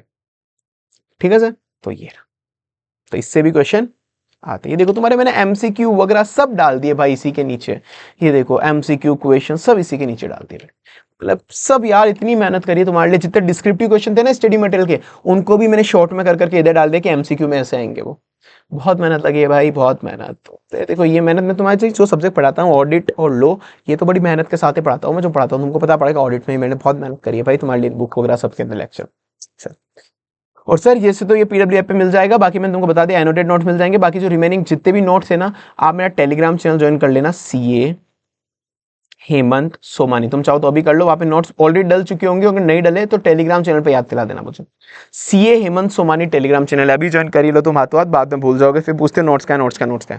सी हेमंत सोमानी, क्योंकि बाद में क्या अमेंड भी होते रहते हैं, नोट्स अपडेट भी होते रहते हैं, वहाँ पे अपडेट भी देता रहूंगा अगर कुछ चेंज हुआ तो सी हेमंत सोमानी टेलीग्राम चैनल है, तुम वहाँ पे ग्लोबल सर्च में सर्च करोगे दिख जाएगा सी हेमंत सोमानी, और तुम टेलीग्राम चैनल थोड़ा स्क्रॉल करा कर नोट्स का नोट्स का नोट्स का, अरे भाई स्क्रॉल करके देखो है वहां पे नोट, और नहीं करना तो टेलीग्राम चैनल में जैसे तुम जाओगे मेरे सी हेमंत सोमानी, ऊपर एक ऑप्शन नहीं आता फोटोज मीडिया लिंक, मतलब एक ऑप्शन आते हैं बहुत सारे, तो वहाँ पे मीडिया सेक्शन फाइल सेक्शन में जाओगे, तो मीडिया सेक्शन फाइल सेक्शन में तुम देखोगे ना, वहाँ पे जितनी भी पीडीएफ फाइल शेयर करी है मैंने सब मिल जाएगी वहाँ पर, पूछते रहते हो काय।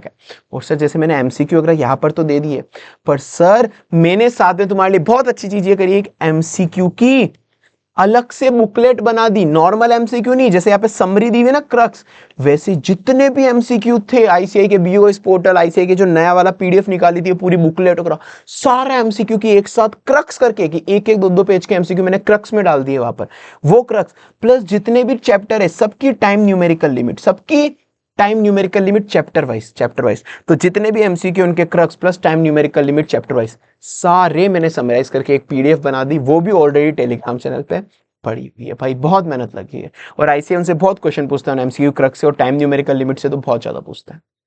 ठीक है, वो भी तुम्हारे लिए मैंने बना के डाली हुई है भाई, इतनी मेहनत करता हूँ बेशर्मो, लाइक करके आया करो, कमेंट करके आया करो, थोड़ी तारीफ भी कर दो मेरी, है ना, मुझे अच्छा लगेगा। ठीक है चलो डन सर, ये वाला सेक्शन अपना कंप्लीट, सबसे बड़ा यही वाला था अपना इसके अंदर। ठीक है सर, एक बार वापस देख ले क्या, एनसीएलटी को अप्लाई करा, एनसीएलटी को फाइनेंशियल स्टेटमेंट वगैरह सबको सबमिट करे थे, सीडीआर इसके में तो 75% का अप्रूवल चाहिए, valuation report, auditor, liquidity statement चाहिए। फिर उनको बोला कि मीटिंग बुलाओ, मीटिंग बुलाने के लिए अपने 30 डेज का प्रायर नोटिस दिया, सेबी वगैरह इन सबको बोला 30 डेज में तुमको कोई ऑब्जेक्शन हो तो बता देना। उसके बाद अगर तुमको किसी को शेयर होल्डर का अप्रूवल है 10% का ऑब्जेक्शन दे सकते हैं, शेयर होल्डर 10% वाले, क्रिएटर 5% वाले ऑब्जेक्शन दे सकते हैं। फिर मीटिंग अप्रूव कैसे होगी, 3/4 इन वैल्यू एंड मेजोरिटी वाले बंदे जो है वो अप्रूव कर देंगे। जैसी मेजोरिटी, जैसी स्कीम अप्रूव हुई, एनसीएलटी को आप बोल देना, एनसीएलटी वापस बोलेगी ठीक है भाई मेरे को बस अकाउंटिंग ट्रीटमेंट बता दो, सही है, तो फिर स्कीम अप्रूव हो जाएगी, वो सैंक्शन हुई। वैसे आरओसी को 30 दिन में तुम फाइल कर देना, ठीक है सर। और डिस्पेंस ऑफ कर सकते हैं मीटिंग, क्रेडिटर की नहीं बुलानी अगर 90% ऑफ क्रेडिटर बांध जाए तो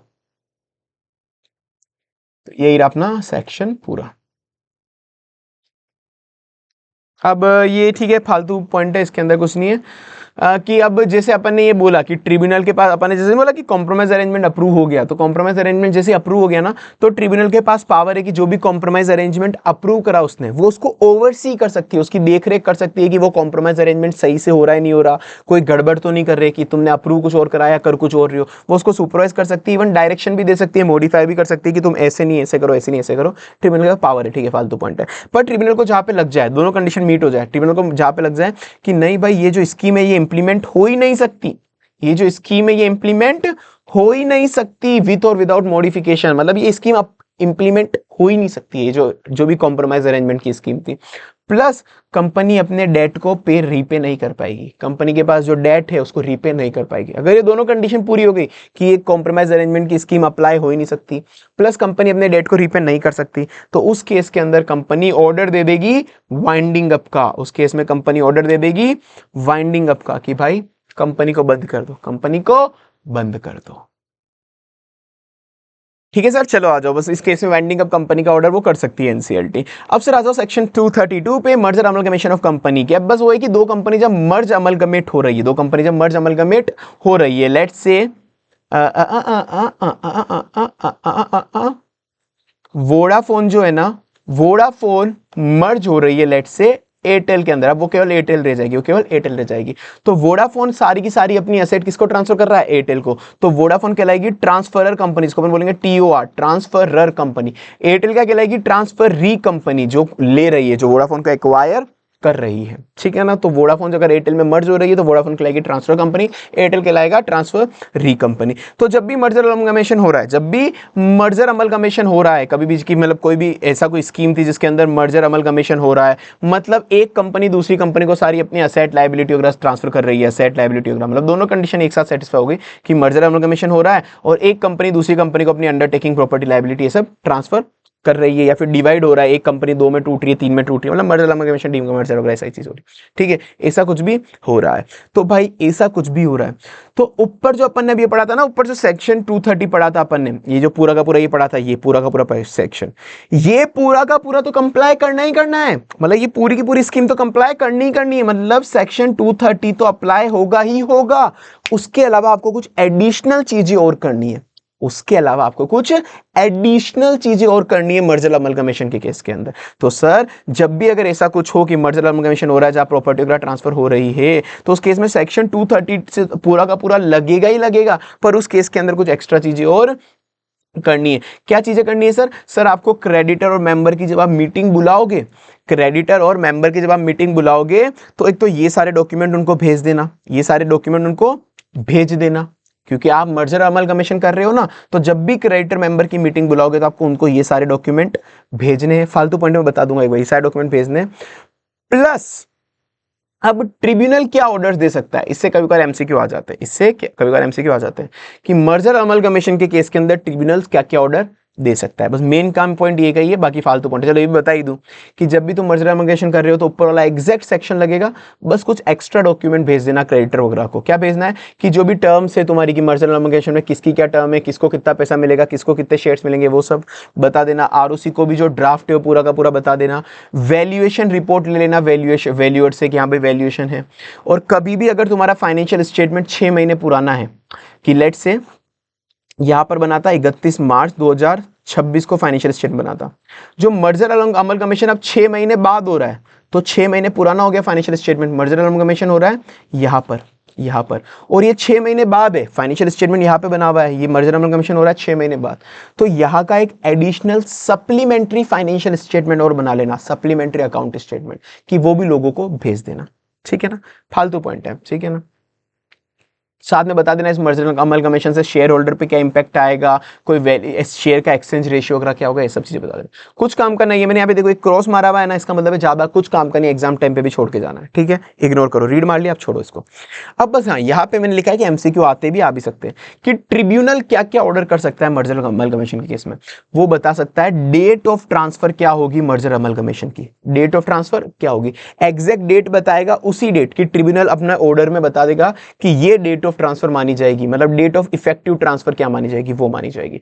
तो उसी दिन को अपन मर्जर अमलगमेशन मानेंगे जब जिस दिन जो डेट ट्रिब्यूनल ने अपने ऑर्डर में लिख दी, जो डेट ट्रिब्यूनल ने अपने ऑर्डर में लिख दी, उसी को कहलाएंगे अपन इफेक्टिव डेट, क्या बोलते हैं उसको, इफेक्टिव डेट, कि उसी दिन से अपन उसको मर्जर अमलगमेट मानना शुरू हो जाएंगे, बुक्स ऑफ अकाउंट्स में एंट्री जो पास होगी वो भी उसी दिन होगी, ठीक है ना। साथ में ट्रिब्यूनल बता देगा, फालतू पॉइंट है कि किसको कितने शेयर अलॉट करने हैं, किसको कितने डिबेंचर अलॉट करने हैं, वो सब बताना है। और एक पॉइंट है कि ट्रांसफरी कंपनी कभी भी खुद के शेयर होल्ड करके नहीं रखेगी, ट्रांसफर री कंपनी, जिसमें एयरटेल एक्वायर कर रहा था ना, ये एयरटेल, तो एयरटेल कभी खुद के शेयर एक्वायर कर, खुद के शेयर अपने पास नहीं रखेगी, उसको ट्रांसफरर को वगैरह को सबको बांटने पड़ेंगे, तो एयरटेल कभी भी खुद के शेयर होल्ड करके नहीं रखेगी, बस ये पॉइंट हो गया। और साथ में लीगल प्रोसीडिंग हमेशा, ये पॉइंट भी काम का है, लीगल प्रोसीडिंग हमेशा कंटिन्यू रहेगी ट्रांसफरी कंपनी पे, ट्रांसफर कंपनी पे जो भी है। ये देखो कि लेट से कभी कोई वोडाफोन था, यहाँ पे वोडाफोन था, यहाँ पे वोडाफोन था, वोडाफोन पे कोई लीगल प्रोसीडिंग चल रही है, तो अब वो तो एयरटेल में जाके मर्ज हो गई, एयरटेल में जाके मर्ज हो गई, तो अब क्या उस पे लीगल प्रोसीडिंग जो चल रही थी वोडाफोन पे, क्या उसको खत्म कर दिया जाएगा? नहीं नहीं नहीं नहीं, मर्जर अमलगमेशन से लीगल प्रोसीडिंग खत्म नहीं होगी। अब वो लीगल प्रोसीडिंग जब एयरटेल में मर्ज हो गई तो वो एयरटेल पे चलेगी, क्योंकि एक ही कंपनी है, दोनों मिला के एक ही कंपनी है, तो अब वो लीगल प्रोसीडिंग एयरटेल पे चलेगी, वो लीगल प्रोसीडिंग एयरटेल पे चलेगी। तो एक ये काम का पॉइंट है। साथ में जो अब ये देखो, जब वोडाफोन एयरटेल के अंदर मर्ज हो चुकी है तो वोडाफोन का कोई अस्तित्व रहा क्या? वोडाफोन अब कोई कंपनी बची क्या? नहीं ना, वो तो ऑटोमेटिक डिसॉल्व हो गई, ऑटोमेटिक खत्म हो गई, ऑटोमेटिक डिसॉल्व हो गई। तो यही बोल रहा है कि ट्रांसफरर कंपनी है ना, वो डिसॉल्व हो जाएगी बिना बाइंडिंग अप के, डिसॉल्व हो जाएगी बिना बाइंडिंग अप के। साथ में डिसेंडिंग शेयर होल्डर के लिए कुछ प्रोविजन भी तुम बना के रखना। सर डिसेंडिंग शेयर होल्डर के प्रोविजन मतलब कि वोडाफोन के हो सकता है कुछ लोग, वोडाफोन के लेट से 12-13% या कुछ भी, लेट से 8% शेयर होल्डर बोल रहे हैं कि हमको तो एयरटेल में मर्ज नहीं होना, हमको नहीं होना मर्ज, हमको तो निकाल दो, एग्जिट दे दो, हमको तो हमारा पैसा दो, हम तो जा रहे हैं। तो ये जो 8% शेयर है, इनको इनका पैसा देना पड़ेगा, इनको रवाना करना पड़ेगा, ठीक है तुम्हारे शेयर बेचो और निकलो यहाँ से। तो ये जो डिसेंटिंग शेयर होल्डर है, जो मतलब स्कीम से खुश नहीं है, स्कीम से खुश नहीं है, उनको अपना पैसा देना पड़ेगा, ठीक है। तो उसके लिए एक प्रोविजन बना के रखो, ठीक है, डिसेंडिंग शेयर होल्डर के लिए एक प्रोविजन बना के रखना पड़ेगा। और ये नॉन रेसिडेंट शेयर होल्डर है तो ट्रिब्यूनल का प्रोसीजर कुछ फॉलो करना पड़ेगा, एफडीआई नॉर्म का छोड़ दो, फालतू बातें हैं। एम्प्लॉइज ट्रांसफर हो जाएंगे, जो भी वोडाफोन के एम्प्लॉय थे ना, वो ऑटोमेटिक ट्रांसफर हो जाएंगे एयरटेल के अंदर। ऐसा नहीं कि वोडाफोन के एम्प्लॉय को निकाल दिया जाएगा, ना ना ना ना, वोडाफोन के एम्प्लॉय ट्रांसफर हो जाएंगे एयरटेल के अंदर, ठीक है। ये काम के पॉइंट है सारे के सारे, इनसे एमसीक्यू आएगा, बाकी सब तो फालतू पॉइंट थे अभी ये वाले सब, तो ये तो ठीक है। साथ में अगर तुम ये देखो कि अगर मानो वोडाफोन और एयरटेल में से, एयरटेल मान लो कि अनलिस्टेड है, एक बार मान लो एयरटेल अनलिस्टेड है, वोडाफोन लिस्टेड है, वोडाफोन लिस्टेड है, तो जब लिस्टेड कंपनी अनलिस्टेड में मर्ज हो रही है, अनलिस्टेड में मर्ज हो रही है, तो क्या ये एयरटेल भी ऑटोमेटिक लिस्टेड मान ली जाएगी क्या? एयरटेल भी लिस्टेड मान ली जाएगी? नहीं सर, ऐसा नहीं होता। ऐसा थोड़ी होता है कि कोई लिस्टेड कंपनी अनलिस्टेड में मर्ज होगी तो वो लिस्टेड मान ली जाएगी, ना ना ना सर, ये वाली जो एयरटेल है वो तो अभी भी अनलिस्टेड ही मानी जाएगी, एयरटेल अनलिस्टेड ही मानी जाएगी। और जो भी ये लिस्टेड कंपनी के जो डिसेंडिंग शेयर होल्डर थे, मतलब उन सबको एग्जिट ऑप्शन दो, उन सबको एग्जिट ऑप्शन दो कि अगर आपको एयरटेल पे वो ये कि अगर आपको एयरटेल में मर्ज नहीं होना तो उनको सबको एग्जिट ऑप्शन दो कि ठीक है तुम चाहो तो अपने शेयर बेच दो हमको और निकल लो, चाहो तो शेयर बेच दो और निकल लो। पर ये किस वैल्यू पे शेयर खरीदे जाएंगे? इससे एमसीक्यू आ सकता है, किस वैल्यू पे शेयर खरीदे जाएंगे? कोई भी एक प्री डिटरमाइन फॉर्मूला, कंपनी पहले से एक प्री डिटरमाइन फॉर्मूला बता देगी कि आपके शेयर हम इस फॉर्मूला की वैल्यू के हिसाब से लेंगे, कि एक फॉर्मूला निकाल दिया, लेट से प्रोपोर्शनेट वैल्यू निकालो, कुल की फॉर्मूला निकाल दिया, तो इसके हिसाब से जो भी वैल्यू बनेगी उसके हिसाब से लेंगे, सेबी रेगुलेशन के हिसाब से नहीं लेंगे कि सेबी जो वैल्यू बताएगी उसके हिसाब से शेयर खरीदेंगे, ना ना, सेबी रेगुलेशन के हिसाब से नहीं, जो प्री डिटरमाइन फॉर्मूला है उसके हिसाब से हम आपके शेयर खरीद लेंगे, ठीक है। साथ में वोडाफोन की जो paid up share authorise share capital थी, वोडाफोन की जो ऑथोराइज शेयर कैपिटल थी, वोडाफोन एयरटेल में मर्ज हो गई, तो जो वोडाफोन की ऑथोराइज शेयर कैपिटल है ना, वो भी ऐड हो जाएगी एयरटेल की ऑथोराइज शेयर कैपिटल में। तो दोनों की शेयर कैपिटल जुड़ जाएगी ऑथोराइज शेयर कैपिटल की। वोडाफोन की 5 लाख की ऑथोराइज शेयर कैपिटल थी, एयरटेल की 2 लाख की थी, तो अब दोनों की मिला के 7 लाख मान ली जाएगी। और कोई भी फीस पे करिए ऑथोराइज शेयर कैपिटल के लिए तो फीस भी सेट ऑफ हो जाएगी, ठीक है। और साथ में एक वो सेम पॉइंट जो अपन ने पढ़ा था कि जो अकाउंटिंग ट्रीटमेंट होगा वो कंपनी ऑडिटर से सर्टिफिकेट लेना पड़ेगा अकाउंटिंग स्टैंडर्ड के हिसाब से, जो अकाउंटिंग ट्रीटमेंट है सही है या नहीं है, सही है या, ठीक है सर। बस सर इसके अंदर मेन सबसे मेन यही पॉइंट थे। और एक और पॉइंट ये देख लो कि जो इफेक्टिव डेट क्या कहलाएगी, मैंने बोला ना कि जो मर्जर अमलगमेशन की इफेक्टिव डेट क्या कहलाएगी, जो भी ट्रिब्यूनल की ऑर्डर में लिखी हुई अपॉइंटेड डेट, उसको बोलते हैं अपॉइंटेड डेट, उसी दिन से अपन स्कीम इफेक्टिव मानेंगे, अपॉइंटेड डेट से जो ट्रिब्यूनल की स्कीम में लिखी हुई है, ठीक है। और बाकी आपको जैसे ही आरओसी को आपको फाइल करना ही पड़ेगा, जैसे ही ट्रिब्यूनल का ऑर्डर आ गया आरओसी को आपको 30 दिन के अंदर अंदर 30 days with in receipt of notice, 30 दिन with in from the receipt of notice, जैसे कंपनी को नोटिस मिला उसके 30 दिन के अंदर आरओसी को फाइल करना ही पड़ेगा। अब देखो ये पेनल्टीज वगैरह जो है ना आती है एग्जाम में 5-7 नंबर की मिली जाएगी, पर ये इतनी याद नहीं हो सकती, कोई सेंस नहीं है, तुम्हारी इच्छा हो तो कर लो, मैंने तो डाली है, बाकी कोई सेंस नहीं है, छोड़ दो 5-7 नंबर। अगर गलती से आईबीएस में आई तो आईबीएस में तो तुम पेज खोल के लिख ही सकते हो ना, क्या दिक्कत है, ठीक है। तो ये सारे पॉइंट अपने कवर हो गए। और साथ में आरओसी को स्कीम आपको फाइल तो करनी है, पर साथ में आरओसी को आपको हमेशा ये भी फाइल करना है जब तक ये स्कीम कंप्लीट ना हो जाए। मर्जर अमलगमेशन 2-3 साल तक चलता रहेगा, तो जब तक ये अमलगमेशन मर्जर कंप्लीट ना हो जाए हर साल आपको ट्रिब्यूनल को और आरओसी को फाइल करना पड़ेगा, सॉरी आरओसी को फाइल करना पड़ेगा कि ट्रिब्यूनल ने जो भी ऑर्डर दिया था हम उसको कंप्लाई कर रहे हैं, हम उसको कंप्लाई कर रहे हैं सीए में किसी से भी साइन करा के कि हाँ भाई वो कंप्लाई कर रहे हैं, ठीक है। फालतू पॉइंट इतना ध्यान नहीं, बस जब तक वो मर्जर अमलगमेशन कंप्लीट ना हो जाए आरओसी को हर साल फाइल करना पड़ेगा, आपको हर साल फाइल करना पड़ेगा कि जो भी ट्रिब्यूनल का ऑर्डर था हम उसको कंप्लाई कर रहे हैं, फॉलो कर रहे हैं। सीए में किससे भी आप साइन करवा सकते हैं, ठीक है। अब ये देखो ये क्वेश्चन है कि एनसीएलटी ने ऑर्डर पास करा 2 मार्च 2021 को, 2 मार्च 2021 को फाइल करा, पर कंपनी को कब मिला, कंपनी को रिसीव हुआ 27 जनवरी को, 27 जनवरी को। ये कुछ गड़बड़ हो गई इस क्वेश्चन के अंदर, 2 मार्च 2020 होगा यार, या तो ये हाँ ठीक है, मतलब कंपनी को बाद में मिला, मतलब कुछ गड़बड़ हो गई यहाँ पे, 2020 कर लो इसको, यहाँ पे क्वेश्चन में कुछ गड़बड़ है, ठीक है। 2020 कंपनी को कुल मिला है 27 जनवरी को, 27 जनवरी 2021 को। तो कंपनी आरओसी को कब फाइल करेगी सर, 27 जनवरी से 30 दिन गिनो तुम, 27 जनवरी से 30 दिन गिनोगे तो होगा 26 फेब, ठीक है ना। 2 मार्च को इग्नोर करना है तुमको, डन सर। ये वो रहा पूरा मर्जर अमलगमेशन। तो सर सेक्शन 232 बोलता है, वापस से देखो एक बार, मर्जर अमलगमेशन जब भी हो, जब ट्रांसफर कर रहा हो कोई प्रॉपर्टी, अपने वोडाफोन एयरटेल को सारी प्रॉपर्टी ट्रांसफर कर रहा है, तो उस केस में अंदर जो अपन ने सेक्शन 230 पढ़ा हो तो पूरा का पूरा लगेगा। बस कुछ एडिशनल चीजें आपके लोगों को सर्कुलेट करनी है कि भाई क्या टर्म्स ऑफ कंडीशन थी, शेयर रेशियो कितना होगा, सप्लीमेंट्री अकाउंट दे देना अगर 6 महीने से पुराने आपके पुराने अकाउंट बने हुए हैं, आरओसी को भी वो ड्राफ्ट स्कीम सबमिट कर देना, फालतू पॉइंट वाले आ गए। पर मेन चीज अपन ने उसमें पढ़ी थी कि ट्रिब्यूनल क्या क्या ऑर्डर दे सकता है, कि डेट ऑफ ट्रांसफर बता देगा, इंस्ट्रूमेंट शेयर डिबेंचर किसको कौन से इशू करने, लीगल प्रोसीडिंग कंटिन्यू रहेगी वोडाफोन पे, डिसेंडिंग शेयर होल्डर जो है उनको एग्जिट ऑप्शन दे देना, जो और डिसोल्यूशन हो जाएगी, जो वोडाफोन है उसका डिसोल्यूशन हो जाएगा वाइंडिंग अप हुए बिना, एम्प्लॉय भी सारे ट्रांसफर हो जाएंगे, ऑटोमेटिक वो अनलिस्टेड कंपनी लिस्टेड नहीं बन जाएगी, जो डिसेंडिंग शेयर होल्डर है उनको जो पैसा देना है अपन को वो एक प्री डिटरमाइंड प्राइस फॉर्मूला के हिसाब से देना है, सेबी के कहने के हिसाब से नहीं देना, ऑथराइज शेयर कैपिटल भी दोनों की ऐड हो जाएगी, कोई फीस पे करिए तो वो भी सेट ऑफ हो जाएगी, ठीक है। फिर 30 दिन के अंदर आपको ऑर्डर सबमिट कर देना। अब जो सर इतना बड़ा प्रोसेस के बार बार मर्जर अमलगमेशन करेंगे यार, इतना बड़ा प्रोसेस होता है कि ये पूरा का पूरा करो उसके बाद ये वाला भी फॉलो करो, सर पागल नहीं हो जाएगी कंपनियां। बात तो सही है, बात तो सही है, इसलिए तुम्हारी बात मान के थोड़ा बहुत रिलैक्सेशन लाइए कंपनीज, सब रिलैक्सेशन लाइए अपनी government. Section 233 sir fast track merger and amalgamation क्या होता है sir, fast track merger and amalgamation. जितनी भी छोटी छोटी कंपनियां फिर कुछ स्पेशल टाइप ऑफ कंपनीज है उनको बोल दिया तुमको मर्जर अमलगमेशन के लिए इतना बड़ा प्रोसेस फॉलो करने की इच्छा हो नहीं हो तो मत करना। मतलब पहली बात एमसीक्यू से बनता है बहुत इंपॉर्टेंट कि ये एक ऑप्शनल स्कीम है, ऑप्शनल सेक्शन है, कि अगर ये वाली जो कंपनी है, मैं बता दूं पहले कंपनीज कि हाँ चलो ये वाली जो कंपनीज है ये कंपनी चाहे तो फास्ट ट्रैक मर्जर भी ऑप्ट कर सकती है जिसे जल्दी जल्दी मर्ज कर ले।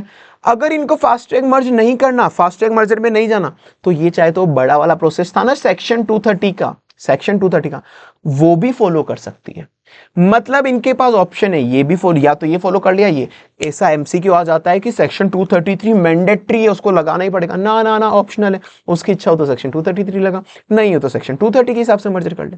ठीक है, तो वो ये इतने बड़ी स्कीम थी, बार बार मर्जर अमल कमीशन में इतनी बड़ी प्रोसेस करके थक गई थी कंपनियां, कही थी थक गई थी, तो इसीलिए कुछ कंपनीज को रिलैक्सेशन दे दिया, कुछ कंपनीज को रिलैक्सेशन दे दिया कि तुमको इतने बड़े बड़े प्रोसेस फॉलो करने की जरूरत नहीं है। किन किन कंपनी को दिया?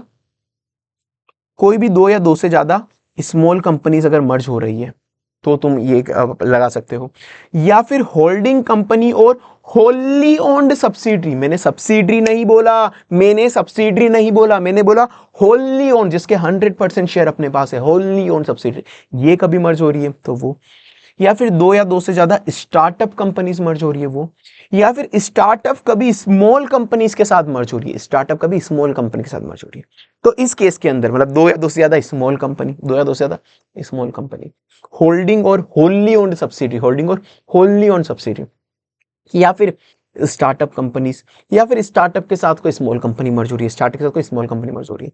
ठीक है, इसके एमसीक्यू आ जाते हैं। तो इन कंपनीज को ऑप्शन है कि तुम चाहो तो तुम फास्ट ट्रैक मर्जर ऑप्शन कर लो, इतनी लंबा प्रोसेस करने की जरूरत नहीं है। ठीक है, तो सर फास्ट ट्रैक मर्जर का क्या प्रोसेस है? बहुत नॉर्मल है, बहुत सिंपल प्रोसेस है। फास्ट ट्रैक मर्जर में बोलता है कि सर आपको कुछ नहीं करना, ये 4 स्टेप फॉलो कर लो, स्टेप 1 2 3 4, ये 4 स्टेप फॉलो कर लो। सर 4 स्टेप में क्या है? सर सबसे पहले आप उनको नोटिस ऑफ ऑब्जेक्शन इशू कर दो सबको। किस किस को? आरओसी को, ऑफिशियल लिक्विडेटर को, जो भी पर्सन अफेक्ट होंगे, क्रेडिटर, शेयर होल्डर, सबको सबको नोटिस ऑफ स्कीम दे दो, मतलब नोटिस ऑफ ऑब्जेक्शन के लिए बोल दो कि देखो भाई हम दो स्टार्टअप है, हम मर्ज होने वाले, हम दो स्टार्टअप मर्ज होने वाले, किसी को भी कोई ऑब्जेक्शन है क्या, उठा दो। तो with in 30 days of proposed scheme, with in 30 days of proposed scheme आप उनको नोटिस ऑफ ऑब्जेक्शन रेज कर देना विद इन 30 डेज के अंदर। ठीक है, 30 दिन के अंदर अंदर आपको ये स्कीम, आपको उनको ऑब्जेक्शन रेज कर देना, जैसे आपने स्कीम बनाई तो वैसे ही आपको 30 दिन के अंदर अंदर आरओसी ओएल पर्सन अफेक्टेड आपको नोटिस रेज कर देना, मतलब ये नोटिस ऑब्जेक्शन मंगवा लेना।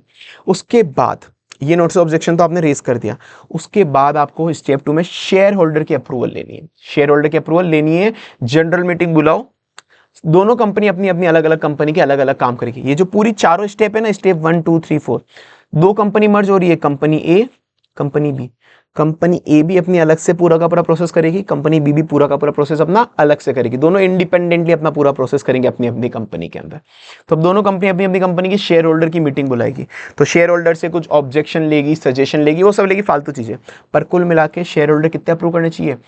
Holding at least 90% of total number of shares, total number of shares का 90%, टोटल नंबर ऑफ शेयर का 90% लोगों ने हाँ कर दी, 90% ऑफ शेयर्स, तो वो यहाँ पे शेयर होल्डर की अप्रूवल मान ली जाएगी। फिर उसके बाद शेयर होल्डर ने अप्रूव करा, फिर आपको आरओसी को सबमिट कर देना है डिक्लेरेशन ऑफ सॉल्वेंसी। आरओसी को क्या सबमिट कर देना है? डिक्लेरेशन ऑफ सॉल्वेंसी, की हम इस स्कीम के बाद सॉल्वेंट रहेंगे, तो हर कंपनी अपना अपना डिक्लेरेशन ऑफ सॉल्वेंसी फाइल कर देगी। फिर फाइनल स्टेप नंबर 4 होगी क्रेडिटर की अप्रूवल, कि यहां पर अपन ने शेयर होल्डर की अप्रूवल ली, अब लोग क्रेडिटर की अप्रूवल, तो क्रेडिटर की अप्रूवल कैसे लेनी है? सर यहां पर दो कंडीशन है, क्रेडिटर की अप्रूवल में मेजोरिटी क्रेडिटर तो अप्रूव करेंगे ही करेंगे, मतलब वही 50% से ज्यादा वाले शेयर होल्डर अप्रूव करेंगे, plus 90% in value, plus 90% in value. ये दोनों कंडीशन जब सेटिस्फाई हो जाएगी, उस वक्त आपकी स्कीम को अप्रूव माना जाएगा क्रेडिटर की तरफ से।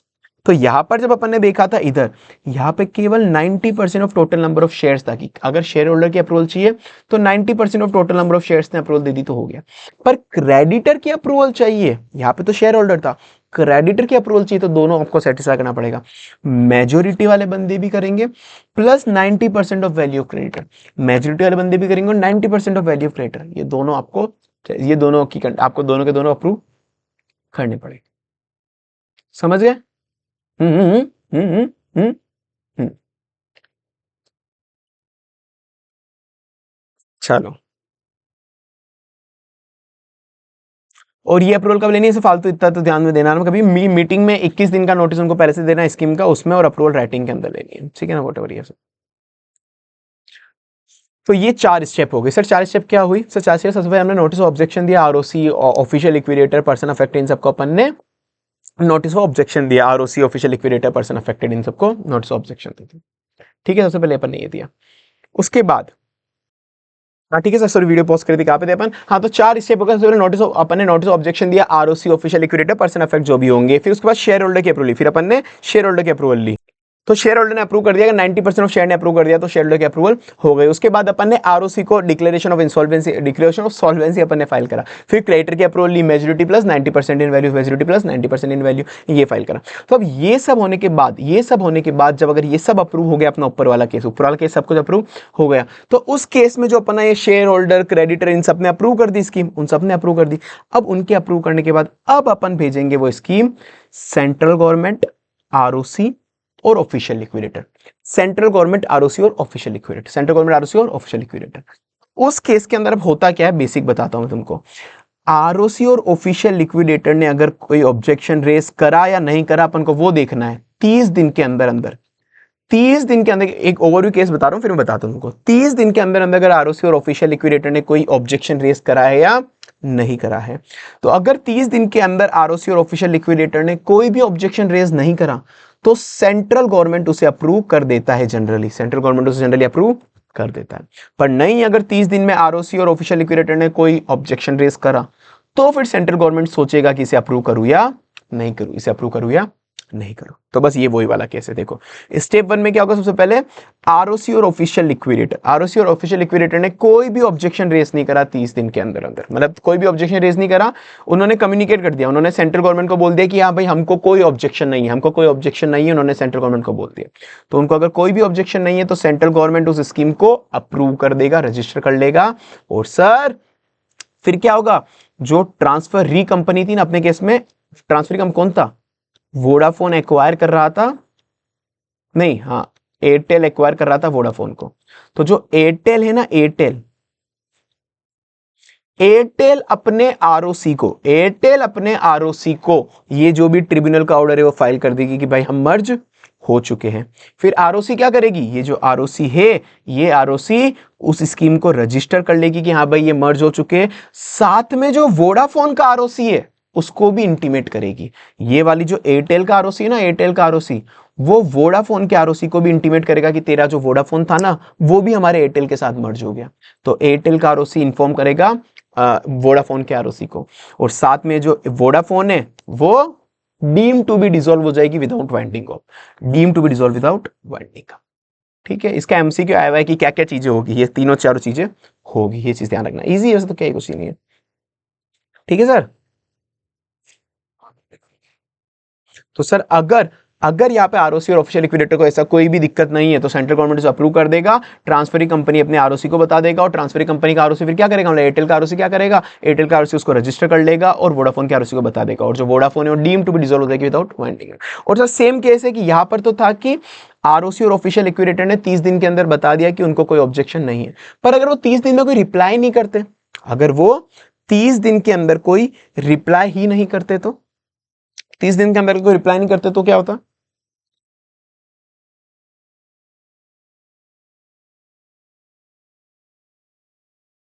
अगर वो 30 दिन के अंदर कोई भी रिप्लाई नहीं करते, अगर वो 30 दिन के अंदर कोई भी रिप्लाई नहीं करते, तो उस केस के अंदर मान लेते कि वही भाई प्री अजम्पशन है कि कोई भी दिक्कत उनको नहीं है, कोई भी दिक्कत उन लोगों को नहीं है, तो भी स्कीम डायरेक्टली अप्रूव हो जाती, जो ऊपर वाला प्रोसेस था। पर सर अगर उन्होंने ऑब्जेक्शन रेज कर दिया विद इन 30 डेज, आरओसी और ऑफिशियल लिक्विडेटर ने विद इन 30 डेज को ऑब्जेक्शन रेज कर दिया, और सेंट्रल गवर्नमेंट को भी लगा कि हाँ भाई ये merger amalgamation public interest creditor interest में नहीं है, सेंट्रल गवर्नमेंट को भी लग गया कि ऑब्जेक्शन बिल्कुल सही है, तो उस केस में सेंट्रल गवर्नमेंट मना कर देगा, देखो भाई मैं तो फास्ट ट्रैक मर्जर तुमको परमिट नहीं कर सकता। सेंट्रल गवर्नमेंट मना कर देगा, देखो भाई मैं तो फास्ट ट्रैक मर्जर तुमको परमिट नहीं कर सकता। सेंट्रल गवर्नमेंट ये केस किसको दे देगा, ट्रिब्यूनल को with in 30 days. Central government ये केस किसको दे देगा, ट्रिब्यूनल को विद इन 30 डेज। ट्रिब्यूनल को क्यों दिया सर, अब क्योंकि ये बोल रहा है कि ये वाला जो था ना सेक्शन 232 जो पूरा पढ़ा था अपन ने, नॉर्मल वाला केस ये वाला, जो नॉर्मल केस नहीं पड़ा था मर्जर अमलगमेशन का, जिसमें एनसीएलटी मतलब ट्रिब्यूनल पूरा का पूरा केस संभालता है वो, तो ये बोल देगा देखो भाई, सेंट्रल गवर्नमेंट बोल देगा 60 दिन के अंदर अंदर कि देखो भाई मैं तो तुमको फास्ट ट्रैक वाला नहीं करा सकता, एक काम करो मैं ट्रिब्यूनल के पास ये वाला केस दे देता हूं। अब ट्रिब्यूनल चाहे तो वो सेक्शन 232 में तुम्हारा मर्जर अमलगमेशन कर सकता है, सेक्शन 232 में तुम्हारा मर्जर अमलगमेशन कर सकता है। मैं यहां पर फास्ट ट्रैक तो नहीं कर सकता, मैं यहां पर फास्ट ट्रैक तो नहीं कर सकता। ठीक है सर, बस यही चीज थी, बस यही चीज थी। और सर फालतू चीजें क्या है सर, जो अपन ने ऊपर पढ़े ना कि ट्रिब्यूनल के क्या क्या ऑर्डर हो, मतलब रजिस्ट्रेशन होने के बाद क्या क्या होगा, वो ये सर ट्रांसफर, जो वोडाफोन की एसेट सारी एयरटेल में ट्रांसफर हो जाएगी, चार्ज जितने भी है, मतलब फालतू पॉइंट है, जितने भी वोडाफोन की एसेट पे कोई चार्ज था, वोडाफोन की एसेट पे कोई चार्ज लगे हुए थे बैंक वगैरह के, वो अभी भी कंटिन्यू होंगे, लीगल प्रोसीडिंग अभी भी कंटिन्यू होगी, डिसेंडिंग मेंबर को एग्जिट ऑप्शन देना पड़ेगा, वो सारी चीजें बेसिक बेसिक वाली, ठीक है ना। और बाकी कैंसिलेशन ऑफ ओन शेयर, खुद के शेयर कैंसिल हो जाएंगे, मैंने कहा था ना खुद के शेयर होल्ड नहीं कर सकती ट्रांसफरी कंपनी कभी भी, बस वही चीज़ है, फालतू पॉइंट है, वही सारे जो अपने पढ़ लिए थे। और वो ये कि सर आपको ट्रांसफरी कंपनी भी अपने आरओसी को क्या क्या फाइल करेगी, ट्रांसफरी कंपनी अपने आरओसी को, मैंने बोला कि ये ट्रांसफरी कंपनी अपने आरओसी को फाइल करेगी, तो क्या क्या फाइल करेगी, फालतू पॉइंट है कि जो भी स्कीम थी पूरी की पूरी वो बता देगी, वो बोलेगी कि मेरी रिवाइज ऑथोराइज शेयर कैपिटल ये है, वो बता देगी, और उसकी फीस क्या है वो भी उसको बता देगी। और ये ऑप्शनल रूट है, मैंडेटरी नहीं है, मतलब फास्ट ट्रैक की जगह फुल ट्रैक पे भी जा सकते हो।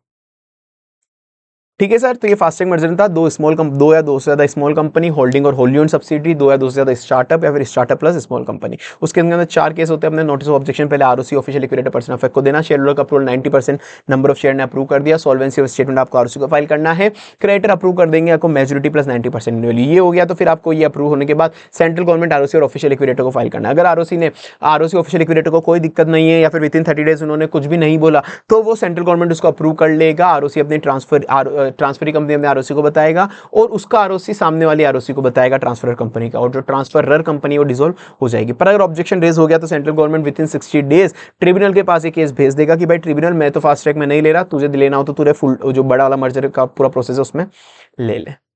Done sir. एक सर अमेंडमेंट है, कुछ फालतू चीजें, अब मैं फालतू तो नहीं बोल सकता, अमेंडमेंट आया पर इतना कोई काम का मुझे लग नहीं रहा है। देखो अब कभी अगर होल्डिंग कंपनी और जो फास्ट ट्रैक मर्जर कर रहे हैं, जो अपन फास्ट ट्रैक मर्जर कर रहे, उसमें कभी ऐसा हो जाए कि होल्डिंग कंपनी है वो फॉरेन कंपनी है और Holi own subsidiary Indian company है, मतलब होल्डिंग और सब्सिडरी का मर्जर हो रहा है ना, मतलब होल्डी ओन सब्सिडरी का, तो उसके अंदर जो होल्डिंग कंपनी है ना, ये मान लो ये यूएस की है, ये यूएस की है और ये सब्सिडरी इंडिया की है, तो इस केस के अंदर क्या होगा, इस केस के अंदर क्या होगा भाई, इस केस के अंदर सर कुछ नहीं होगा, जो अपन ने ऊपर पढ़ा वो सब कुछ तो हो गई होगा, पूरा प्रोसेस आप करोगे, पूरा प्रोसेस वो होना ही होना है। पर इनके मर्जर के लिए आपको बस बहुत बेसिक चीजें, आरबीआई की अप्रूवल लेनी पड़ेगी, जब भी फॉरेन कंपनी के साथ आपको मर्जर करना है तो आरबीआई की अप्रूवल लेनी पड़ेगी। और बाकी जो इंडियन कंपनी मतलब जो यहाँ ये वाली सब्सिडरी है, ऐसे तो मैंने बोला था कि दोनों कंपनी जो होगी वो ये पूरा प्रोसेस फॉलो करेगी दोनों, पर यहाँ पे तो केवल इंडियन कंपनी ये वाला प्रोसेस फॉलो करेगी, ठीक है ना, ये जो पूरा प्रोसेस था पहले, बाकी जनरली तो दोनों कंपनी को फॉलो करना चाहिए था पूरा प्रोसेस, नहीं वहाँ पे केवल इंडियन कंपनी प्रोसेस फॉलो कर लेगी जो अपनी सब्सिडी है। Indian company shall comply with the section 233। उसके बाद एप्लीकेशन देगा Indian company to central government, central government को आप एप्लीकेशन दे देना कि भाई हम मर्ज करने वाले हैं, मतलब कौन एप्लीकेशन देगा, इंडियन कंपनी एप्लीकेशन देगी।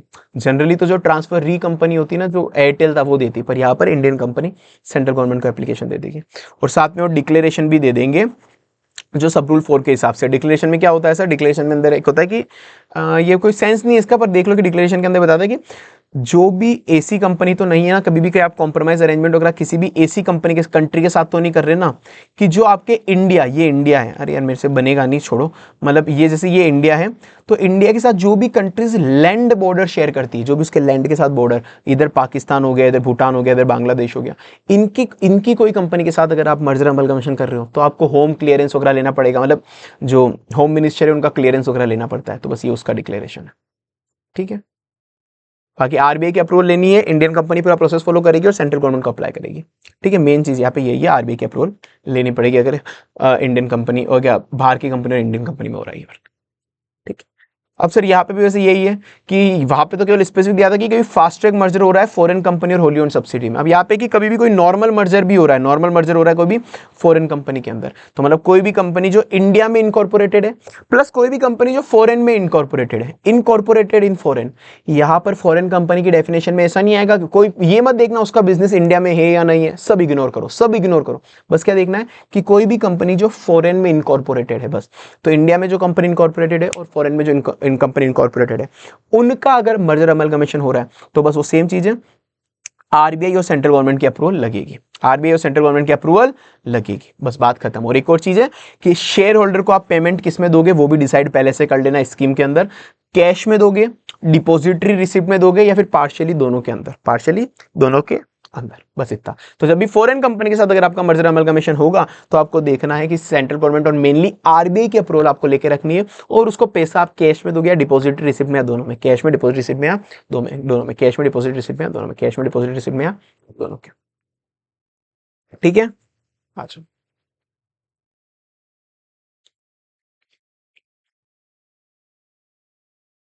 सर, हाँ ये दो सेक्शन और है फिर अपना हो गया, ये वाला दो सेक्शन और है बस, उसके बाद तो कुछ भी नहीं बचा, ये तो कुछ नहीं है, कुछ नहीं है, कुछ नहीं, कुछ नहीं है, दो सेक्शन और है। दो सेक्शन क्या है सर? सबसे पहले सर सेक्शन 235, सेक्शन 235 क्या बोलता है? Power to acquire shares of descending from scheme of, क्या मतलब है तुमको, ये मतलब लैंग्वेज रीड करने का क्या ही मतलब है? सिंपल सी बात है, मैं बताता हूँ क्या हो रहा है, सिंपल सी बात बताता हूँ तुमको, मतलब इतना लंबा क्यों उलझाना है। देखो कभी ऐसा हुआ कि ना मेरे को कभी भी लेट से मैंने बोला कि मैं एयरटेल हूँ, मैं एयरटेल हूँ। अब मैं बीइंग एन एयरटेल, मैं बीइंग एन एयरटेल मैंने बोला था मैं वोडाफोन को एक्वायर करना चाहता हूँ, मैं वोडाफोन को एक्वायर करना चाहता हूँ, सिंपल सी बात है, मैं वोडाफोन को एक्वायर करना चाह रहा हूँ। तो अब कभी भी ऐसा केस आ जाए कि कोई भी कंपनी एक ही बार में आके बोल दे कि मुझे तुम्हारी कंपनी को एक्वायर करना है, मुझे तुम्हारी कंपनी को एक्वायर करना है, और वोडाफोन के 90% शेयर होल्डर एग्री कर गए, वोडाफोन के 90% share holder in value, 90% share holder in value, in value, ये जितने भी वैल्यू नंबर ऑफ शेयर्स वगैरह है ना, इसकी एक लिस्ट अलग से बना के रखना है, इसके एमसीक्यू में कंफ्यूज होंगे, साथ साथ बना के रखना है, खाली पेपर लेके सारी जितनी भी लिस्ट है। और हालांकि मैं बोल रहा हूँ, मैंने तुमको एक टाइम न्यूमेरिकल लिमिट की पीडीएफ बनाई, उसके अंदर सब कुछ है ऑलरेडी, इसीलिए ठीक है ना। तो हाँ, तो 90 वोडाफोन के भी 90% शेयर होल्डर एग्री हो गए कि हाँ हाँ ठीक है, एयरटेल को एक्वायर करने दो, हमको एयरटेल को एक्वायर करने दो। तो ये विद इन 4 मंथ, मतलब विद इन 4 मंथ ही ये लोग एक्वायर हो गए, विद इन 4 मंथ ये लोग एग्री हो गए, सॉरी विद इन 4 मंथ ये लोग एग्री हो गए। तो एयरटेल एक्वायर करना चाहती थी वोडाफोन को, एयरटेल एक्वायर करना चाहती थी वोडाफोन को। तो विद इन 4 मंथ ही हाँ भाई वोडाफोन के शेयर होल्डर एग्री हो गए कि ठीक है इनको हमको एक्वायर करने दो, इनको हमको एक्वायर करने दो, विद इन 4 मंथ एग्री हो गए। तो ठीक है सर, कोई दिक्कत नहीं है। तो सर अब एयरटेल चाहे तो, एयरटेल चाहे तो रिमेनिंग जो 10% वाले हैं ना, रिमेनिंग 10% वाले शेयर होल्डर, जिनको बोलेंगे descending share holder, descending share holder की जो इच्छा नहीं रख रहे, अपने शेयर्स को बेचने की इच्छा नहीं रख रहे, तो ये विद, अब एयरटेल चाहे तो जैसे ये 4 महीने खत्म हुए ना, जैसे ये 4 महीने खत्म हुए, उसके बाद के 2 महीने में, उसके विथ इन 2 मंथ, उसके बाद के विथ इन 2 मंथ में, उसके बाद के विथ इन 2 मंथ में उन डिसेंडिंग शेयर होल्डर को भी अपना ऑफर दे देगी कि भाई तुम चुपचाप ये शेयर हमको बेच दो, तुम चुपचाप ये शेयर हमको बेच दो। तो एयरटेल चाहे तो, एयरटेल में, एयरटेल में, ठीक है। तो सर हुआ क्या,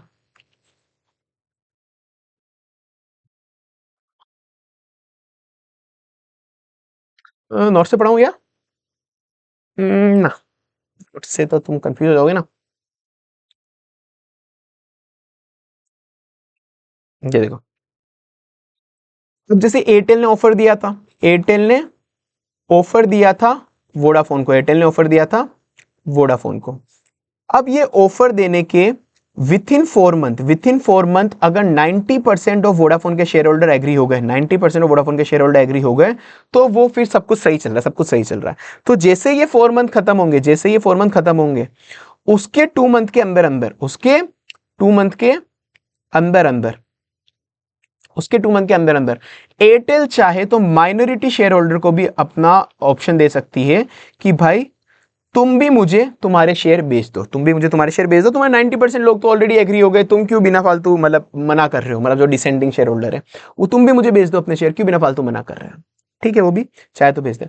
अब माइनॉरिटी शेयर होल्डर की इच्छा पे है, अब माइनॉरिटी शेयर होल्डर, अब दो ऑप्शन है उनके पास, दो ऑप्शन क्या है, वो तो या तो with in 30 days, with in 30 days, जैसे ये ऑफर उसने दिया एयरटेल ने उनको, एयरटेल ने जैसे ही ऑफर उनको दिया वोडाफोन के माइनॉरिटी डिसेंडिंग शेयर होल्डर को, तो विथ इन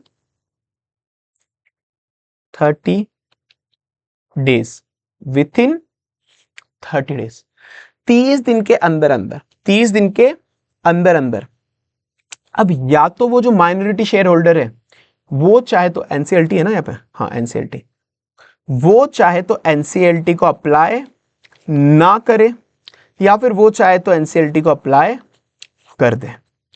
अगर उन्होंने 30 दिन के अंदर एनसीएलटी को अप्लाई नहीं करा, एनसीएलटी को अप्लाई नहीं करा, तो उस केस के अंदर भाई सिंपल सी बात है, अब जो एयरटेल है ना, एयरटेल उनके शेयर परचेस कर लेगा और वो एयरटेल साथ में लीगली बाउंड भी हो जाएगा, एयरटेल साथ में लीगली बाउंड भी हो जाएगा कि अब उनको उस इन माइनॉरिटी के शेयर परचेस करने ही करने पड़ेंगे, लीगली बाउंड हो जाएगा वो, क्योंकि उसने पहले अगर वो ऑफर नहीं देता, उनको वो ऑफर नहीं देता तो बात अलग है, वहां पे था ही मे ऑफर, नहीं देता तो बात अलग है, पर उसने यहाँ पे ऑफर दे दिया, तो अब ऑफर दे दिया और माइनॉरिटी ने 30 दिन में एनसीएलटी को कंप्लेन भी नहीं करी, तो फिर उसको एयरटेल को बाय करना ही करना पड़ेगा।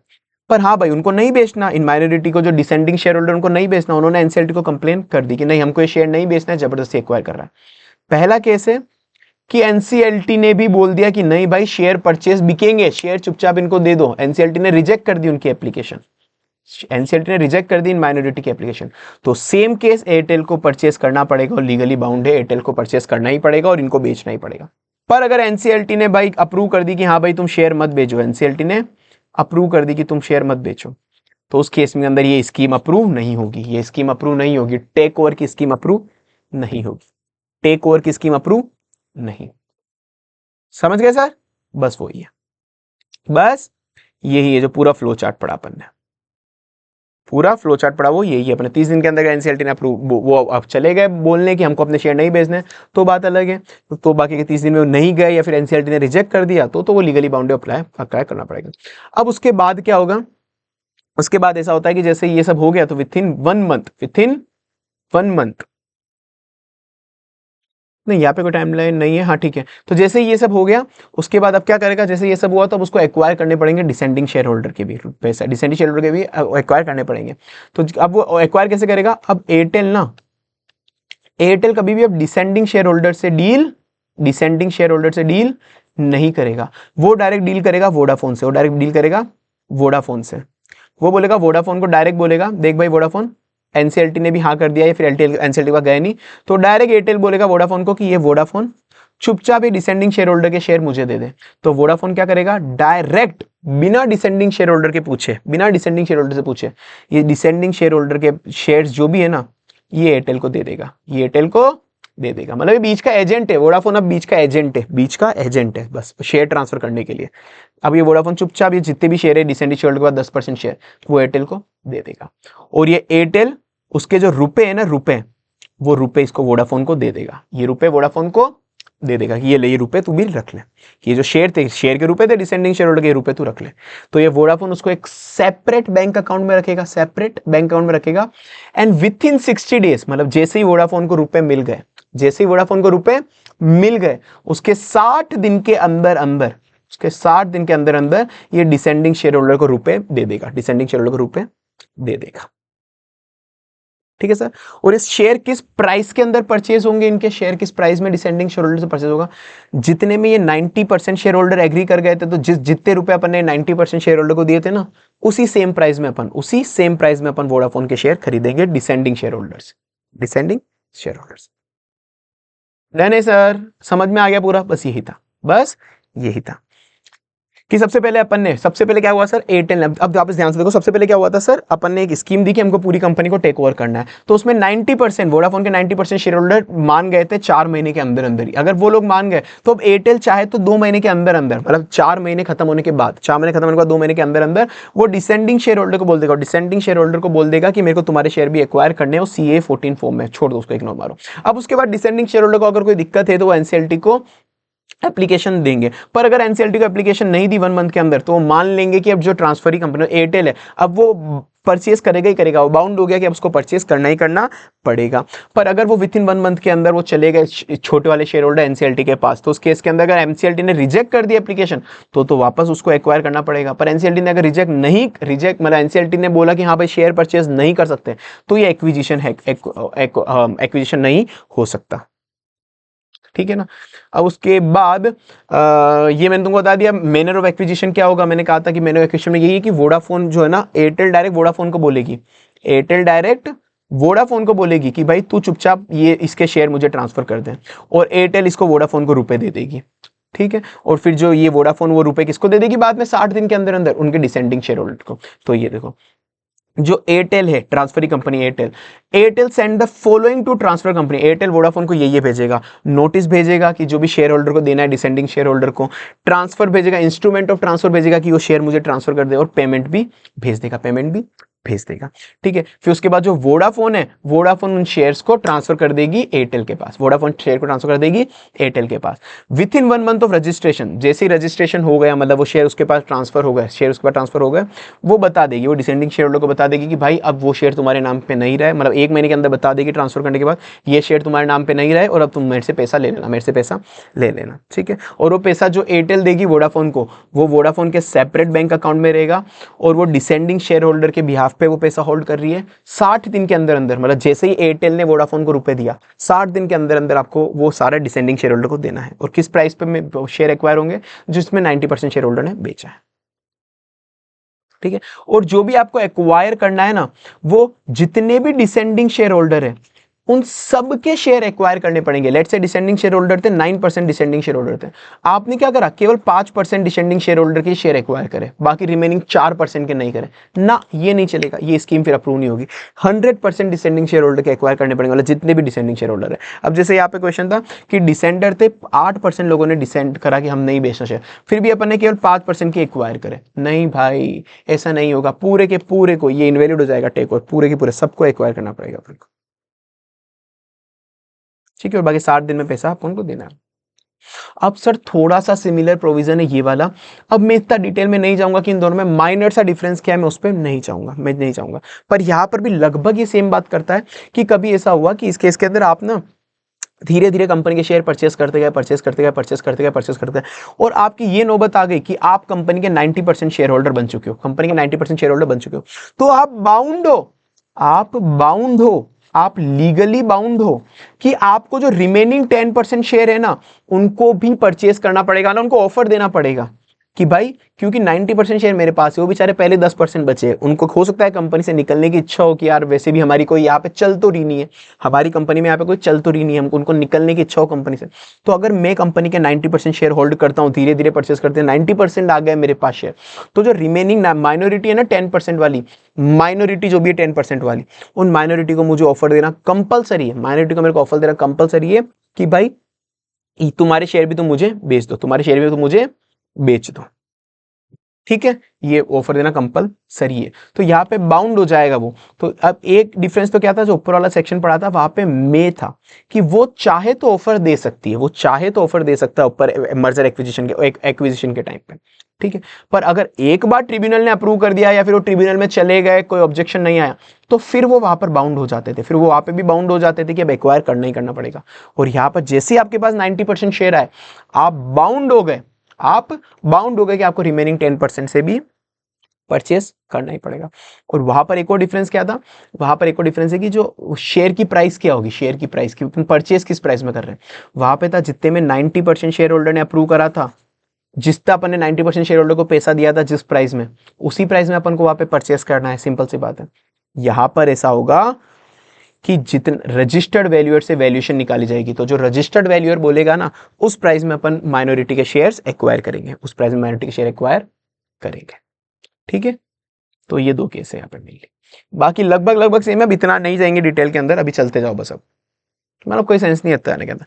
अब वो ये मेरे पास गलती से 90% शेयर होल्डिंग आ गई कुल मिला के, तो मैं किसको नोटिफाई करूंगा, मैं सामने वाली कंपनी को नोटिफाई करूंगा। मैंने वहां पे भी यही करा था, मैंने डायरेक्ट डिसेंडिंग शेयर होल्डर से डील नहीं करा था, मैंने डायरेक्ट कंपनी को बोला था। किसको, एयरटेल बोलेगी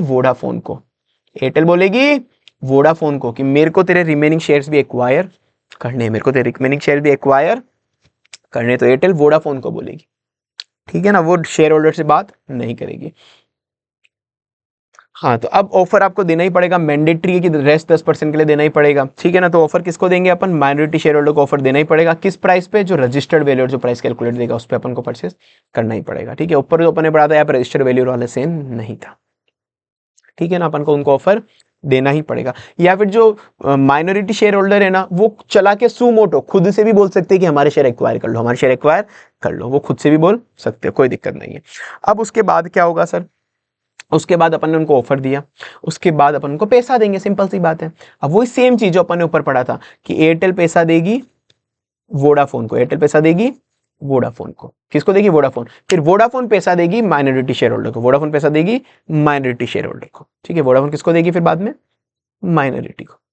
तो आपको कहता है जैसे आपने शेयर एक्वायर कर ली, जैसे आपने शेयर एक्वायर कर लिया, उसके बाद आपको सेपरेट बैंक अकाउंट में पैसा देना पड़ेगा। सेपरेट बैंक मतलब वोडाफोन के सेपरेट बैंक अकाउंट में पैसा देना पड़ेगा, और वोडाफोन वो अकाउंट एटलीस्ट 1 साल तक तो ऑपरेशनल रखेगी, वो जो बैंक अकाउंट वो 1 साल तक ऑपरेशनल रखेगी। और बाकी जो ऊपर से सेम टाइमलाइन थी कि जैसे ही पैसा मिला वोडाफोन को, उसके 60 दिन के अंदर अंदर उसको इन माइनॉरिटी को पैसा दे देना है। जैसे ही वोडाफोन को पैसा मिला, उसके 60 दिन माइनॉरिटी को पैसा दे देना है। अगर 60 दिन के अंदर नहीं दे पाए किसी रीजन की वजह से, तो अगर कोई भी रीजन है कि सामने वाले का एड्रेस नहीं मिल रहा, share in minority share holder का एड्रेस नहीं मिल रहा, बैंक अकाउंट नंबर नहीं मिल रहा, कोई भी ऐसा रीजन हुआ, तो अगर ऐसा कोई भी रीजन है कि इनको माइनॉरिटी को अपन 60 दिन में पैसा नहीं दे पाए, तो विथ इन 1 ईयर, तो 1 साल तक आप उनका डिसबर्समेंट कंटिन्यू रखना, कि 1 साल में बार बार ट्राई करना कि हम वापस से पैसा देने की कोशिश करें, वापस से पैसा देने की कोशिश करें। तो 1 साल तक इस डिसबर्समेंट को रखना। ये एमसीक्यूज में आ सकते हैं, ध्यान रखना, एमसीक्यूज में ये आ सकते हैं। तो वो ये सर 60 दिन के अंदर हमको पैसा दे देना। अगर 60 दिन में गलती से नहीं दे पाए, तो आपको विथ इन 1 ईयर तक भी ट्राई मारता रहना है कि आप पैसा दे दो, पैसा दे दो, पैसा दे दो। और सर ऐसा कभी हो जाए, ऐसा कभी हो जाए कि एयरटेल ने ऑफर दिया था वोडाफोन को, एयरटेल ने ऑफर दिया था वोडाफोन को कि हमको तुझे तुम्हारे शेयर एक्वायर करने, हमको तुम्हारे शेयर एक्वायर करने हैं। पर उसके जो वोडाफोन का कोई शेयर होल्डर था, उसकी डेथ हो गई थी, उसकी डेथ हो गई थी।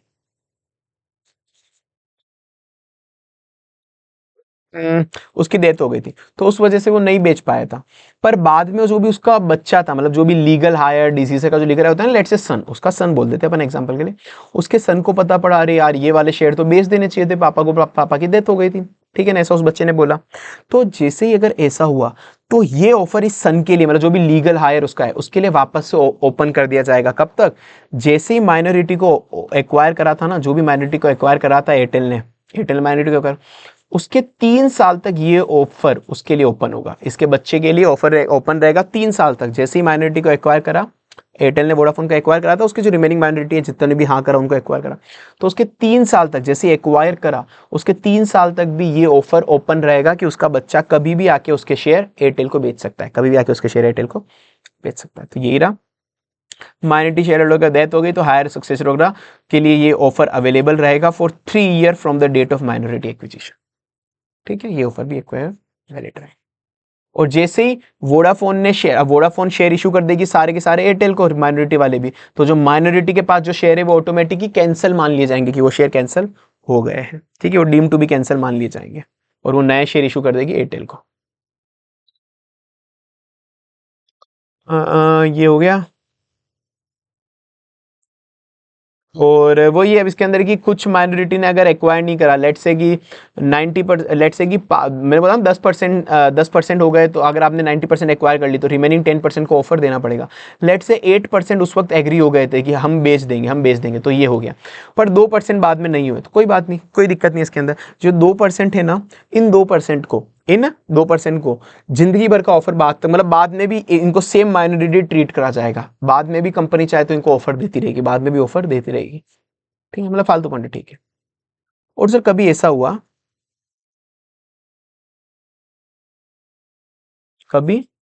हुआ कि लेट से वो 10% शेयर बेच तो रहे थे, 10% सब अपने शेयर बेच रहे थे, मतलब उन मेजोरिटी को, पर इन 10% में से क्या हुआ, कुछ लोग चालाक थे, कुछ लोग चालाक थे कि जो 20% लोग थे ना, लेट से 25% रखता हूँ, 25% रोकते ना, उन्होंने तो बेचारों ने 5 रुपए पे उनको शेयर बेच दिए थे एयरटेल को, 5 रुपए पे एयरटेल को शेयर बेच दिए। पर जो रिमेनिंग 75% शेयर थे ना, वो चालाक लोग थे, वो चालाक लोग थे रिमेनिंग 75%, मतलब ये 10% का 75% बोल रहा हूँ, ये 10% का 25% और 10% का 75% बोल रहा हूँ। ये 75% बहुत चालाक थे। इन्होंने एयरटेल से और ज्यादा पैसा नेगोशिएट कराया, एयरटेल से और ज्यादा पैसा नेगोशिएट कराया कि नहीं नहीं, हमको तो इतने सस्ते में 5 रुपए में नहीं बेचना, हमको तो कम से कम 15 रुपए चाहिए, कम से कम 15 रुपए चाहिए, नेगोशिएट कराया।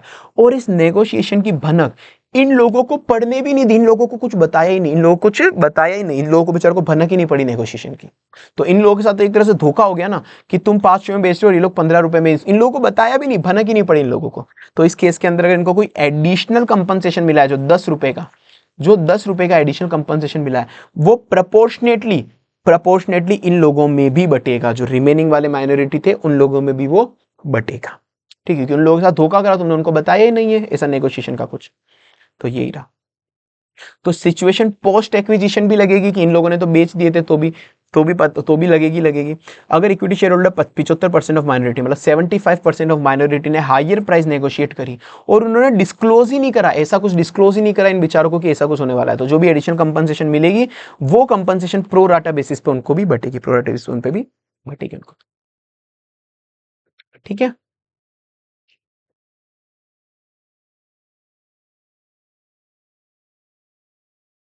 तो ये रहा सर अपना केस। ये दोनों माइनॉरिटी वाले हो गए, कुल मिला के 90% शेयर अगर आपने एक्वायर कर लिए तो 10% को भी आपको एक्वायर करना पड़ेगा। इसके अंदर था कि बस आपको 30 दिन के अंदर वो ऑब्जेक्शन कर सकते हैं, ऑब्जेक्शन नहीं करा या फिर ऑब्जेक्शन रिजेक्ट हो गया तो बाउंड हो जाएगा बाय करने के लिए, और बाकी 60 दिन के अंदर पैसे को आपको उनको डिस्बर्स करना है। इसके अंदर भी ये लगभग 60 दिन के अंदर पैसे को डिस्बर्स करना है, बट अगर नहीं कर पाए तो 1 साल तक कंटिन्यू रहेगा, और अगर वही कि लीगल डिजीज, कोई डिजीज पर्सन का लीगल हायर है तो उसके लिए 3 साल तक ऑफर कंटिन्यू रहेगा। ठीक है सर, ये हो गया।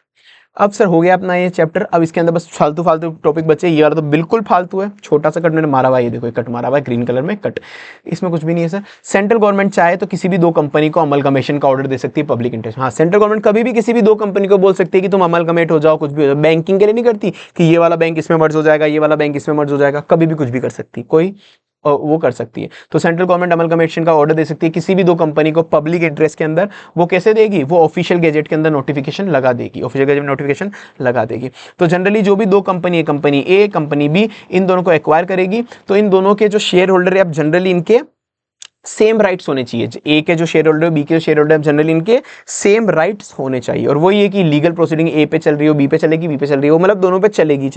तो इनके जो शेयर होल्डर्स इन पे सेम राइट्स होंगे, मर्जर अमलगमेशन होने के बाद भी इनके सेम राइट्स होंगे।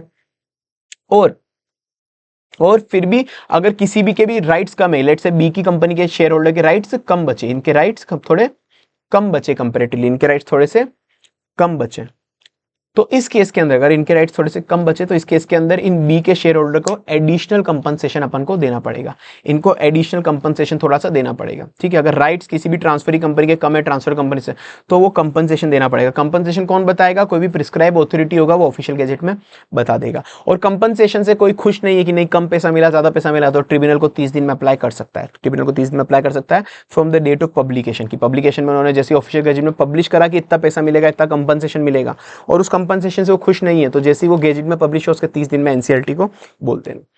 ठीक है ना, तो एनसीएलटी वापस से रीअसेस कर सकती है चाहे तो इसको, कंपनसेशन कितना चाहिए होगा। और कुछ नहीं है सर, बस ये जो फाइनल जो भी अमलगमेशन डीमर्जर मर्जर वगैरह होगा उसके अंदर हर कंपनी चाहे तो हर कंपनी को कोई ऑब्जेक्शन हो कि मतलब जो कंपनी मर्ज हो रही है उन कंपनी को कोई ऑब्जेक्शन हो, तो जैसे ही ऑफिशियल गैजेट में पब्लिश हुआ वो उसके 2 महीने के अंदर एनसीएलटी को ऑब्जेक्शन रेस कर सकते हो कि नहीं नहीं ये दिक्कत है आपकी स्कीम में, इनको सही करो। ठीक है ना, चलो। और बाकी पार्लियामेंट में फिर ये स्कीम रखनी पड़ेगी कि इन दोनों को मर्ज कर दिया। तो फालतू पॉइंट तो इतना कोई खास नहीं था, बस वही ऑफिशियल गैजेट के अंदर पब्लिश होगा। किसी को भी अगर कम राइट मिल रहे हैं तो उसको कंपनसेशन मिलेगा ऑफिशियल गैजेट में जितना लिखा हुआ है उस हिसाब से। कोई भी खुश नहीं है तो ट्रिब्यूनल को अप्लाई कर सकता है 30 दिन के अंदर कंपनसेशन से। और कोई स्कीम से ही खुश नहीं है कि जो भी फाइनल ऑर्डर है उससे खुश नहीं है तो 2 महीने के अंदर कोई भी कंपनी अप्लाई कर सकती है एनसीएलटी को। फालतू point sir, registration of scheme of transfer of share, कभी भी आपको किसी के शेयर ट्रांसफर करने हैं, अभी तो सेक्शन 235 वगैरह अपन ने ऊपर पढ़ा था ना, अरे भाई तुम भूल गए क्या, ये सेक्शन 235 नहीं पढ़ा था पूरा का पूरा अपन ने, माइनॉरिटी शेयर होल्डर का एक्वायर वगैरह करने वाला मेजोरिटी से।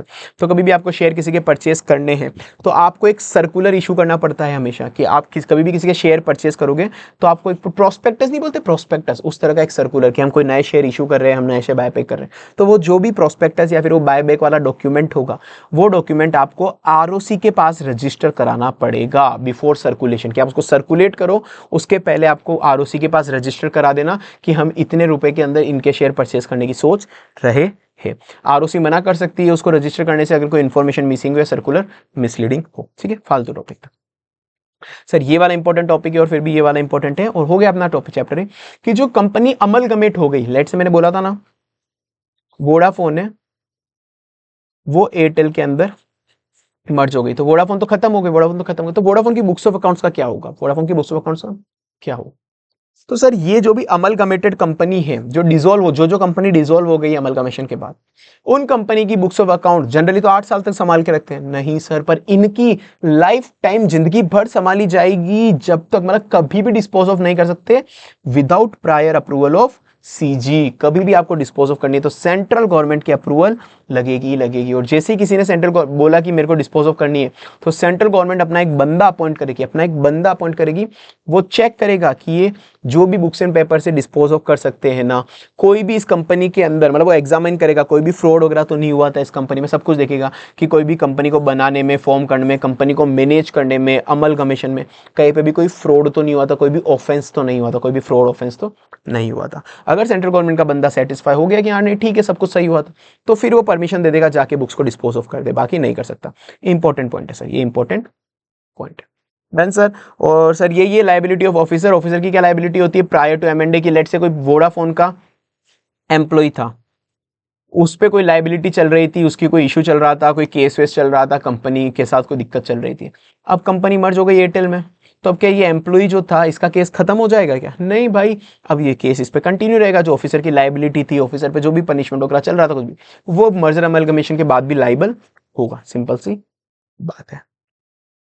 डन सर, अपना चैप्टर कंप्लीट हो गया, बस एक और ये फालतू सा एमसीक्यू, मतलब इस केस रिलेटेड ही नहीं है, बस बी लिमिटेड डीमर्जर हो, डीमर्ज हुई मतलब 2 के अंदर डीमर्ज हुई कि बी लिमिटेड अपना एक अलग से धंधा चलाएगी, प्लस एक और कंपनी उसने खोल ली B limited real construction and development limited की, इसके अंदर दूसरा धंधा करेगी, इसमें दूसरा धंधा करेगी, तो इसको बोलते हैं पार्शियल डीमर्जर, बस बात खत्म, इसको बोलते हैं पार्शियल डीमर्जर। डन सर, अपना पूरा चैप्टर हो गया। आई थिंक हो सकता है तुमको लगा शायद थोड़ा सा जल्दी कराया हो, पर यार मैंने जस्टिफाई करा है जितने टाइम में कराया था उतना, मेरे हिसाब से सब कुछ कराया, सब कुछ रिवाइज भी कराया हर एक सेक्शन के बाद, पर अब वही है देखो टाइम बाउंडेशन रखनी पड़ेगी, इस फॉर्म के अंदर अपन पागलों जैसे इतना लंबा नहीं खींच सकते जितना अपन ऑडिट वगैरह, मतलब उसमें भी खींचते नहीं है, पर बार बार रिवीजन, बार बार, अभी जैसे ऑडिट पढ़ा रहा होता बार बार चैप्टर पूरा रिवाइज कराता, अभी खत्म होने के बाद वापस पूरा रिवाइज कराता, सब याद कराता, सब समझाता, बार बार समझाता, तो वो नहीं कर सकते, टाइम बाउंडेशन है, इस फॉर्म में इतना टाइम देने की जरूरत नहीं है, ऑडिट में ये सब मैं कराता हूँ।